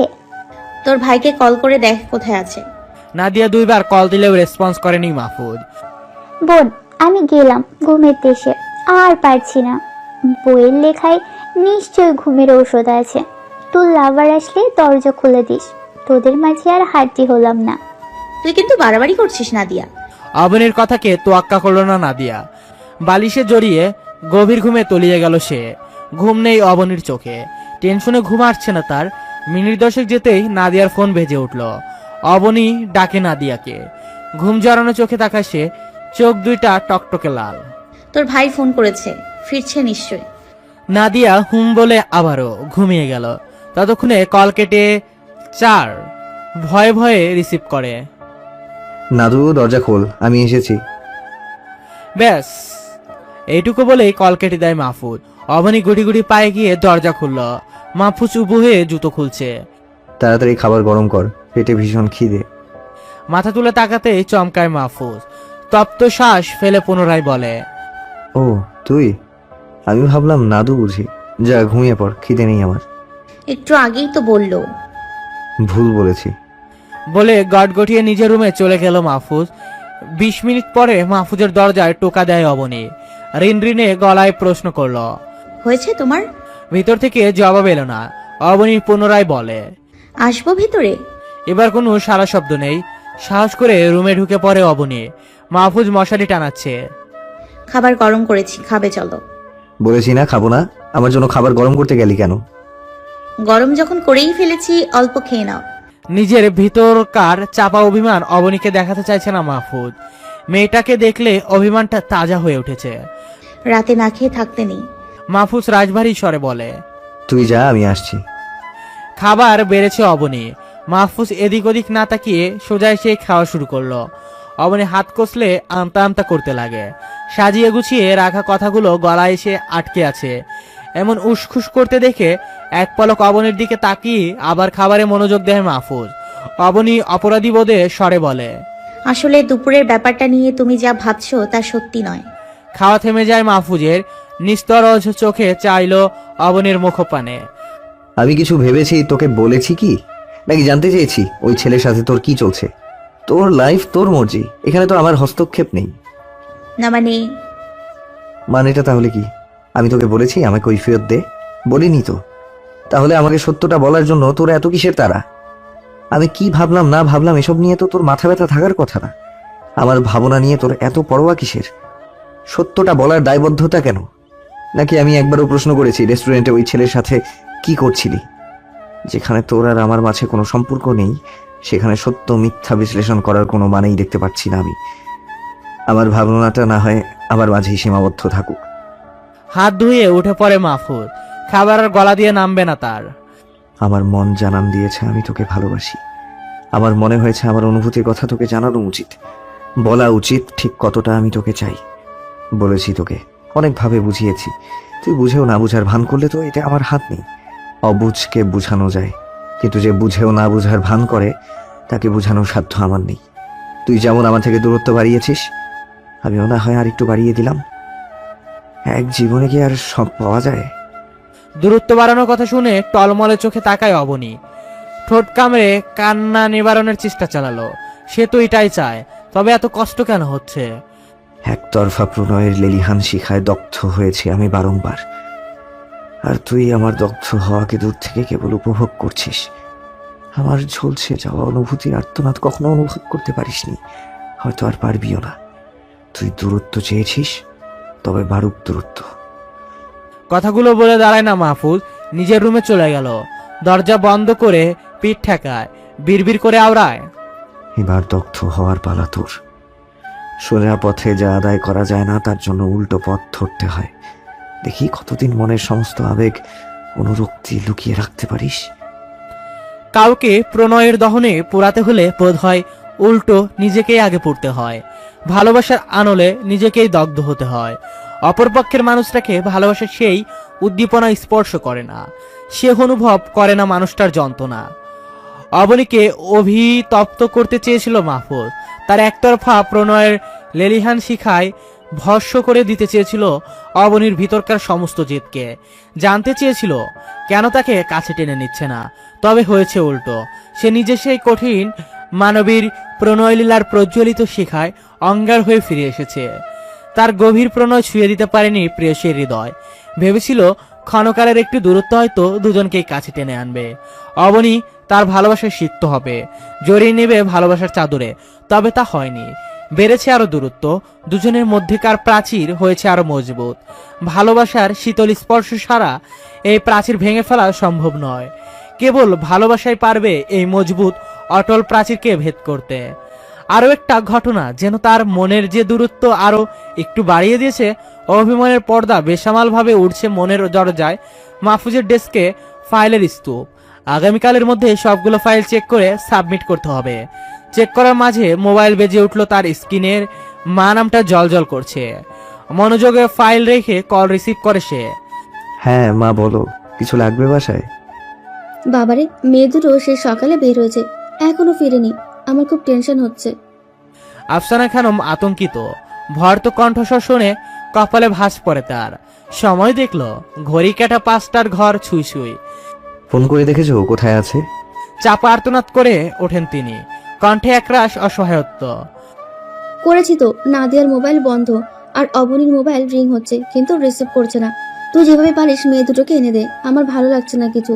দিনকাল ভালো না, যাওয়ার আগে খেয়েও যায়নি, আমার হাত পা ঠান্ডা হয়ে আসছে। আমি দেখছি বলে কল কেটে দিল মাহফুজ। কতক্ষণ থম মেরে বসে রইল মাহফুজ। সময়ের দিকে তাকিয়ে চিন্তারা বাসা বাঁধে মনের আনাচে কানাচে। মনের চাপা অভিমানকে পাশ কাটিয়ে বহুদিন পরে কল করে অবনীর নাম্বারে। একে একে 3বার কল করার পরও কোনো রেসপন্স করেনি অবনী। ভয়টা বাড়ল, মস্তিষ্কে চরকির মতো ঘুরতে লাগলো একটা কথা। রাস্তায় কোনো বিপদ হলো না তো? বিলম্ব করলো না, এক ছুটে বসে রুমে গেল সে। চেক করে ফাইলগুলো ওনার সামনে রেখে বলল, স্যার, আমার এই মুহূর্তে ছুটি দরকার। ফাইলগুলো হাতে নিয়ে তিনি বললেন, আর 2 ঘন্টা পর তো অফিস আওয়ার শেষ হয়ে যাবে, বাকি ফাইলগুলো চেক করে একেবারে যান। ইটস আর্জেন্ট স্যার, আমার বোনকে খুঁজে পাওয়া যাচ্ছে না, ভার্সিটি থেকে ফেরেনি। আমার মা খুব টেনশন করছে। তিনি জবাব না দিয়ে তাকিয়ে রইলেন। স্যার, ফাইলগুলো আমি সাথে করে নিয়ে যাচ্ছি, কালকের মাঝেই চেক করে আপনার টেবিলে রাখবো। আচ্ছা মাহফুজ সাহেব, আপনার বোনকে পেয়ে একটা টেক্সট দিন। অনুমতি পেয়ে আর দাঁড়ায় না মাহফুজ, বাইক নিয়ে ছুটলো ভার্সিটির দিকে। কথায় আছে, বিপদ যখন আসে তখন চারদিক দিয়ে আসে। ট্রাফিকে আটকা পড়েছে মাহফুজ। সামনে গাড়ির লম্বা সিরিয়াল, পিছনে যাওয়ার পথ নেই। নিরুপায় হয়ে সেখানেই বসে রইল সে। আর একটু পরে অবনীর নাম্বারে কল করে করে যাচ্ছে। ভয়, রাগ আর আতঙ্ক যেন একসাথে জড়ো হয়েছে। একবার মন বলছে হাতের কাছে পেলে ঠাটিয়ে চড় লাগাবে, আরেকবার মন বলছে কিছু বলবে না সে, বিনিময়ে ওরা ভালো থাকুক। পশ্চিম আকাশে ঢলে পড়ছে সূর্য, দিনের আলো নিভু নিভু করছে। মাহফুজ অপেক্ষা করছে, জ্যাম ছাড়ার আর এদিকে ওদিক তাকাচ্ছে। বর্তমানে অপেক্ষা ছাড়া উপায় নেই। হঠাৎই তার চোখ আটকায় ট্রাফিক সিগন্যালের অপর পাশের শপিং মলে। অবনী আর নাদিয়া বের হয়েছে, সাথে একটা ছেলে। মুখে মাস্ক থাকায় ছেলেটাকে চেনা গেল না। অবনীর হাতের ঘড়ির দিকে তাকিয়ে ছেলেটাকে কি যেন বলল, তারপর ছেলেটার পিছু পিছু পাশের রেস্টুরেন্টে চলে গেল। এতক্ষণ মনের মাঝে বড়সড় বিপদ হওয়ার যে ভয় আর আতঙ্ক বাসা বেঁধেছিল, তা মুহূর্তেই বদলে গেল তীব্র ক্ষোভে। প্রগাঢ় ক্রোধে মুখের অভিব্যক্তি বদলে গেল তার। চোখ জুড়া ঈষৎ লাল, রাগ নিয়ন্ত্রণ করার জন্য হাত মুষ্টিবদ্ধ করে নিল। মাথা উঁচিয়ে তাকায় সামনে সারি সারি গাড়ির দিকে। বেশ সময় লাগছে জ্যাম ছুটতে। বাইক থেকে নেমে দাঁড়ায় সে। পকেট থেকে মোবাইল বের করে কল করলো আফসানা খানমের নাম্বারে। রিসিভ হওয়ার সাথে সাথে ওদের পেয়েছি বলে কল কেটে দিল। ওনাকে কিছু বলার সুযোগ দিল না। তারপর হনহনিয়ে গেল রেস্টুরেন্টের দিকে। রেস্টুরেন্টে গিয়ে চারপাশে নজর বোলায় মাহফুজ। তারপর নজর এলো নাদিয়ার সোহেল নামক ছেলেটিকে। ছেলেটাকে দেখে রাগের পারদ আরো কয়েক গুণ বেড়ে গেল তার। মাথায় রক্ত চেপে গেল। দ্রুত কদম ফেলে গায়ের সর্বস্ত শক্তি দিয়ে চর বসিয়ে দিল নাদিয়ার গালে। আশেপাশের মানুষ কাউকে তোয়াক্কা করলো না। রাগে গা রিরি করছে তার। মেনু কার্ড দেখছিল নাদিয়া। আচমকা গেলে চরের অস্তিত্ব পেয়ে চমকে গেল সে। সামনে মাহফুজকে দেখে ভয়ে গলা শুকিয়ে কাঠ হয়ে গেল তার। ভয়ে থরথর করে কাঁপতে লাগলো। গালে হাত দিয়ে মাথা নুয়ে দাঁড়িয়ে রইল নাদিয়া। মাহফুজ রাগে গজগজ করছে। অবনী ওয়াশরুমে গিয়েছিল, ফিরে এসে এমন একটা দৃশ্য দেখবে ভাবতে পারেনি। দৌড়ে নাদিয়ার কাছে এসে আগলে নিল তাকে। কি করছো তুমি? আশেপাশের মানুষ দেখছে। মাহফুজ ঠোঁটের কাছে আঙুল এনে বলে। একদম কথা বলবি না। নাদিয়ার দিকে আঙুল তাক করে বলল, জীবনে রেস্টুরেন্টে খাসনি নাকি রেস্টুরেন্ট জীবনে দেখিসনি? তুমি কিন্তু। ধমকে ওঠে মাহফুজ। তোকে আমি চুপ থাকতে বলেছি অবনী। গভীর তমসা ঘনীভূত হয় অবনীর চোখে মুখে। আমার মা সেই দুপুর থেকে টেনশন করতে করতে মরছে, আর তোরা ছেলে নিয়ে ঘোরাঘুরি করছিস। একটা বার কল করে বলে দিলে মানুষটা এত টেনশন করা লাগতো না। কোথায় থাকে মোবাইল? মোবাইল মানুষ সাথে কেন রাখে? এটা কি শোপিস, সাজিয়ে রাখার জিনিস? ছেলেদের সাথে এত ঘোরাঘুরির শখ থাকলে তুই একা ঘোর না। আমার বোনকে কেন টেনে এনেছিস? দেখি ছেলে সাথে থাকলে দিন দুনিয়ার খবর থাকে না। শেষের কথাটায় চমকায় অবনী। মাথা উঁচিয়ে চারপাশ দেখল। সবাই কেমন তামাশা দেখছে। চোখ ঝাপসা হয়ে এলো তার। অপমানে লজ্জায় ফোপাতে লাগলো সে। দেখুন, আপনি ভুল করছেন, ওদের কোনো দোষ নেই। হাত দিয়ে সোহেল নামক ছেলেটিকে থামিয়ে দেয় মাহফুজ। ফ্যামিলি ম্যাটার, আপনি ইন্টারফেয়ার করবেন না। আমি আমার বোনকে শাসন করছি। আমি আপনার কাছে কিছু জানতেও চাইনি। যেচে কিছু এক্সপ্লেইন করতে আসবেন না। নাদিয়ার হাতটা শক্ত করে ধরে মাহফুজ টানতে টানতে বাইরে নিয়ে চলে গেল। সেখানে দাঁড়িয়ে কাঁদতে লাগলো অবনী। কান্নার প্রকোপে ক্ষণে ক্ষণে কেঁপে উঠছে তার শরীর। সোহেল অপরাধীর সুর টানে। সরি অবনী, আজ আমার জন্য তোমাকে এতগুলো কথা শুনতে হলো। ব্যাগটা কাঁধে বোলায় সে। মলিন বিষাদ ভারাতুর কণ্ঠে বলে, তোমার দোষ নেই, সব দোষ আমার নিয়তির। হিড়হিড় করে টানতে টানতে বাইরে এসে হাত ছেড়ে দিল নাদিয়া। বাইকের কাছে যেতেই নাদিয়া শুষ্ক ঠোঁট জোড়া জিহ্বা দ্বারা ভিজিয়ে নিল। ভারত কণ্ঠে বলল, অবনী, যার সাথে ঢ্যাং ঢ্যাং করে শপিং করতে এসেছে সেই পৌঁছে দেবে। অবনী রিক্সা এসে থামলো বিল্ডিং এর সামনে। চারদিকে অন্ধকার ঘনিয়ে এসেছে। সোডিয়ামের টিমটিমে আলোয় জল করছে চারপাশ। রিক্সা থেকে নামে অবনী। ভাড়া মেটানোর জন্য ব্যাগে হাত দিতে দেখলো 1000 টাকার একটা নোট ছাড়া আর কিছুই নেই। মোবাইল বের করে সে। অসংখ্য মিস কল দেখে দীর্ঘশ্বাস ফেলে সে। ডায়াল করে আফসানা খানমের নাম্বারে 2 বার রিং হতেই তিনি রিসিভ করেন। ওরা সেই কখন বাসায় চলে এসেছে। তুই কোথায় অবনী? 80 টাকা নিয়ে নিচে নামতে পারবে ফুপু? ভাঙতি টাকার জন্য ভাড়া দিতে পারছি না। তিনি আচ্ছা বলে মিনিট 5 মাথায় নিচে নেমে এলেন। টাকাটা রিক্সাওয়ালাকে দিয়ে বলেন, আমার কাছেও ভাঙতে ছিল না, মাহফুজের থেকে নিলাম। তোরা যে কি করিস না, আমার কত টেনশন হচ্ছিল জানিস। একটাবার কল করে বলে দিবি না? দীর্ঘশ্বাস ফেলা অবনী। মোবাইল সাইলেন্ট ছিল ফুপু, এমন ভুল আর হবে না। আর কথা বাড়ায় না অবনী। অন্যমনস্ক হয়ে একটা একটা করে সিঁড়ি বইতে থাকে। আফসানা খানমের কথাও বাড়ালেন না। দেরি করে আসার জন্য কিংবা কল রিসিভ না করার জন্য বকতে পারতেন তিনি, তবে তা করেননি। বকাবকি করা ওনার জন্য মোটেও পছন্দ না। বকাবকি করলে অনেক সময় নেতিবাচক প্রভাব পড়ে। ওনার ধারণা মতে ছেলে মেয়েদের ভালোবেসে সবকিছু বোঝাতে হয়, তবে হাসি মনে আদেশ মানে তারা। কথা শুনে, তাছাড়া দেরির কারণ নাদিয়ার মুখ থেকে শুনেছেন উনি। অবনী রুমে গিয়ে ব্যাগটা কোনো রকম রেখে জামা কাপড় নিয়ে ওয়াশরুমে গেল। সবকিছু দূরে ঠেলে লম্বা একটা গোসল দরকার, 8 ঘন্টার গোসল। শেষে চুল মুছতে মুছতে বেরিয়ে এলো সে। মাথায় তোয়ালে পেঁচিয়ে ড্রয়ার খোলে ছোট্ট একটা পার্স বের করে সেখান থেকে 100 টাকার একটা নোট নিল। তারপর গটগটিয়ে মাহফুজের রুমের দিকে পা বাড়ালো। অন্যদিকে মাহফুজের রুমে ঢোকার আগে নক করে, তবে আজ আর নক করলো না। সোজা তার সামনে গিয়ে দাঁড়ালো। কেউ সামনে এসে দাঁড়াতে মাথা তুলে তাকায় মাহফুজ। সদ্য গোসল করে আসায় অবনীর দিকে ক্ষণকাল অপলক চেয়ে থেকে দৃষ্টি নিবদ্ধ করলো ফাইলে। মেয়েটার প্রেমে আর মাতাল হতে চায় না সে। তোমার টাকা। আবারও অবনীর মুখের দিকে তাকায় সে, নির্বোধের মতো জানতে চাইলো। কিসের টাকা? একটু আগে যে আমার রিক্সা ভাড়া দিলে। হাতের ফাইলটা রেখে দিল মাহফুজ। নতুন করে আবার রাগাতে এসেছিস? তোমাকে রাগিয়ে আমার লাভ। দেখ, বহু কষ্টে নিজের রাগ দমন করে কাজে মন দিয়েছি। নিভে যাওয়া আগুনে আর বাতাস করিস না। জল জল করতে থাকা অহংকারের তাপে হাত পুড়ে যাবে তোর। দেখো, কথা বলতে আমার মোটেও ভালো লাগছে না। টাকাটা রাখো, আমি চলে যাই।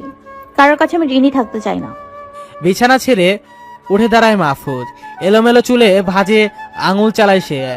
এক পা করে এগিয়ে গেল অবনীর দিকে। অবনীও পিছাতে পিছাতে দেয়ালের সাথে মিশে গেল একেবারে। ঋণ পরিশোধ করতে এসেছিস? তবে তার আগে আমি যে আকাশ সম ভালোবাসা তোকে দিয়েছি, সেই ঋণ আগে শোধ কর। টলমল চোখে তাকায় অবনী।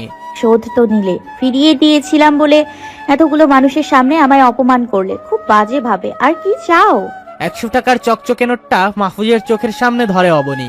পুনরায় বলে, টাকা রাখো, আমি চলে যাই। একবার টাকার দিকে তো আরেকবার অবনীর মুখের দিকে তাকাচ্ছে মাহফুজ। দাঁতে দাঁত পিষে ছু মেরে টাকাটা নিয়ে টুকরো টুকরো করে ফেললো মুহূর্তে।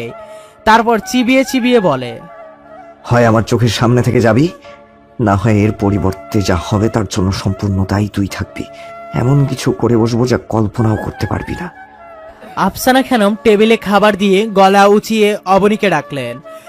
অবনী, খাবি আয়, খাবার ঠান্ডা হয়ে গেল। নাদিয়া মিনমিনে স্বরে জবাব দেয়। ও খাবে না। নাদিয়ার প্লেটে 1 চামচ ভাত দিয়ে তিনি পুনরায় বলেন, খেয়ে এসেছিস নাকি তোরা? নাদিয়া এক পলক মাহফুজের দিকে তাকায়, নত স্বরে বলে, সারাদিন কিছু খাওয়া হয়নি আমাদের। রেস্টুরেন্টে তো ভাইয়া। চমকায় মাহফুজ। বিস্মিত চোখে নাদিয়ার মুখের দিকে তাকিয়ে রইল। সারাদিন না খাওয়ার কথা শুনে খারাপ লাগলো তার। শান্ত গলায় বলে, যা ডেকে নিয়ে আয়। মাহফুজের আদেশ শুনে সুরসুর করে রুমে যায় নাদিয়া। অবনী হাত ধরে টানাটানি শুরু করে। চল না প্লিজ, অল্প করে খেয়ে নিবি, না গেলে ভাইয়া কিন্তু আবার রেগে যাবে। গায়ে কাঁথা জড়িয়ে শুয়েছিল অবনী। মাহফুজের রেগে যাওয়ার কথা শুনে উঠে বসে। অর্ধভিজা চুলগুলো হাত খোপা করে জবাব দেয়, তোর ভাই বাঘ না ভাল্লুক? তোর ভাই রেগে গেলে আমার ভয় পেতে হবে কেন? তপ্ত শ্বাস ফেলে নাদিয়া। আচ্ছা, ভয় পেতে হবে না ভাইয়াকে। এখন খাবি চল। সারাদিন না খেয়ে আছি দুইজন। ভীষণ ক্ষুধা লেগেছে আমার। তোর খিদে থাকলে তুই খা, আমার খিদে নেই। রেস্টুরেন্ট ভর্তি মানুষের সামনে যেসব কথা হজম করেছি, ওতেও আমার পেট ভরেছে।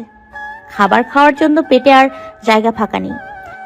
আমাকে যে সবার সামনে চট দিয়েছে। চট দিলেও এতটা কষ্ট লাগতো না যতটা কষ্ট না তোর ভাই থাকার মাধ্যমে দিয়েছে। ডিরেক্ট আর ইনডিরেক্ট আমার চরিত্রের উপর আঙুল তুলেছে সে। অবনীর গালে হাত রাখে নাদিয়া। অনুনয় মিনতি করে সে। যা হয় হয়েছে, এখন চল। সারাদিন না খেয়ে আছিস, রাতেও না খেলে অসুস্থ হয়ে যাবি। আমার অনুরোধ রাখ, খাবি চল। নাদিয়ার হাতটা সরিয়ে দেয় অবনী। মলিন স্বরে বলে, আমার সত্যি খিদে নেই, তুই খেয়ে নে। অগত্যা বাধ্য করে ডাইনিং এ ফিরে গেল। চেয়ার টেনে বসে বলল, খাবে না। রাগে নাক ফোলায় মাহফুজ। প্লেটটা দূরে সরিয়ে গজগজ করতে করতে বলে, অন্যায় অন্যায় করবে, শাসন করা যাবে না? শাসন করলে দোষ হয়ে যাবে?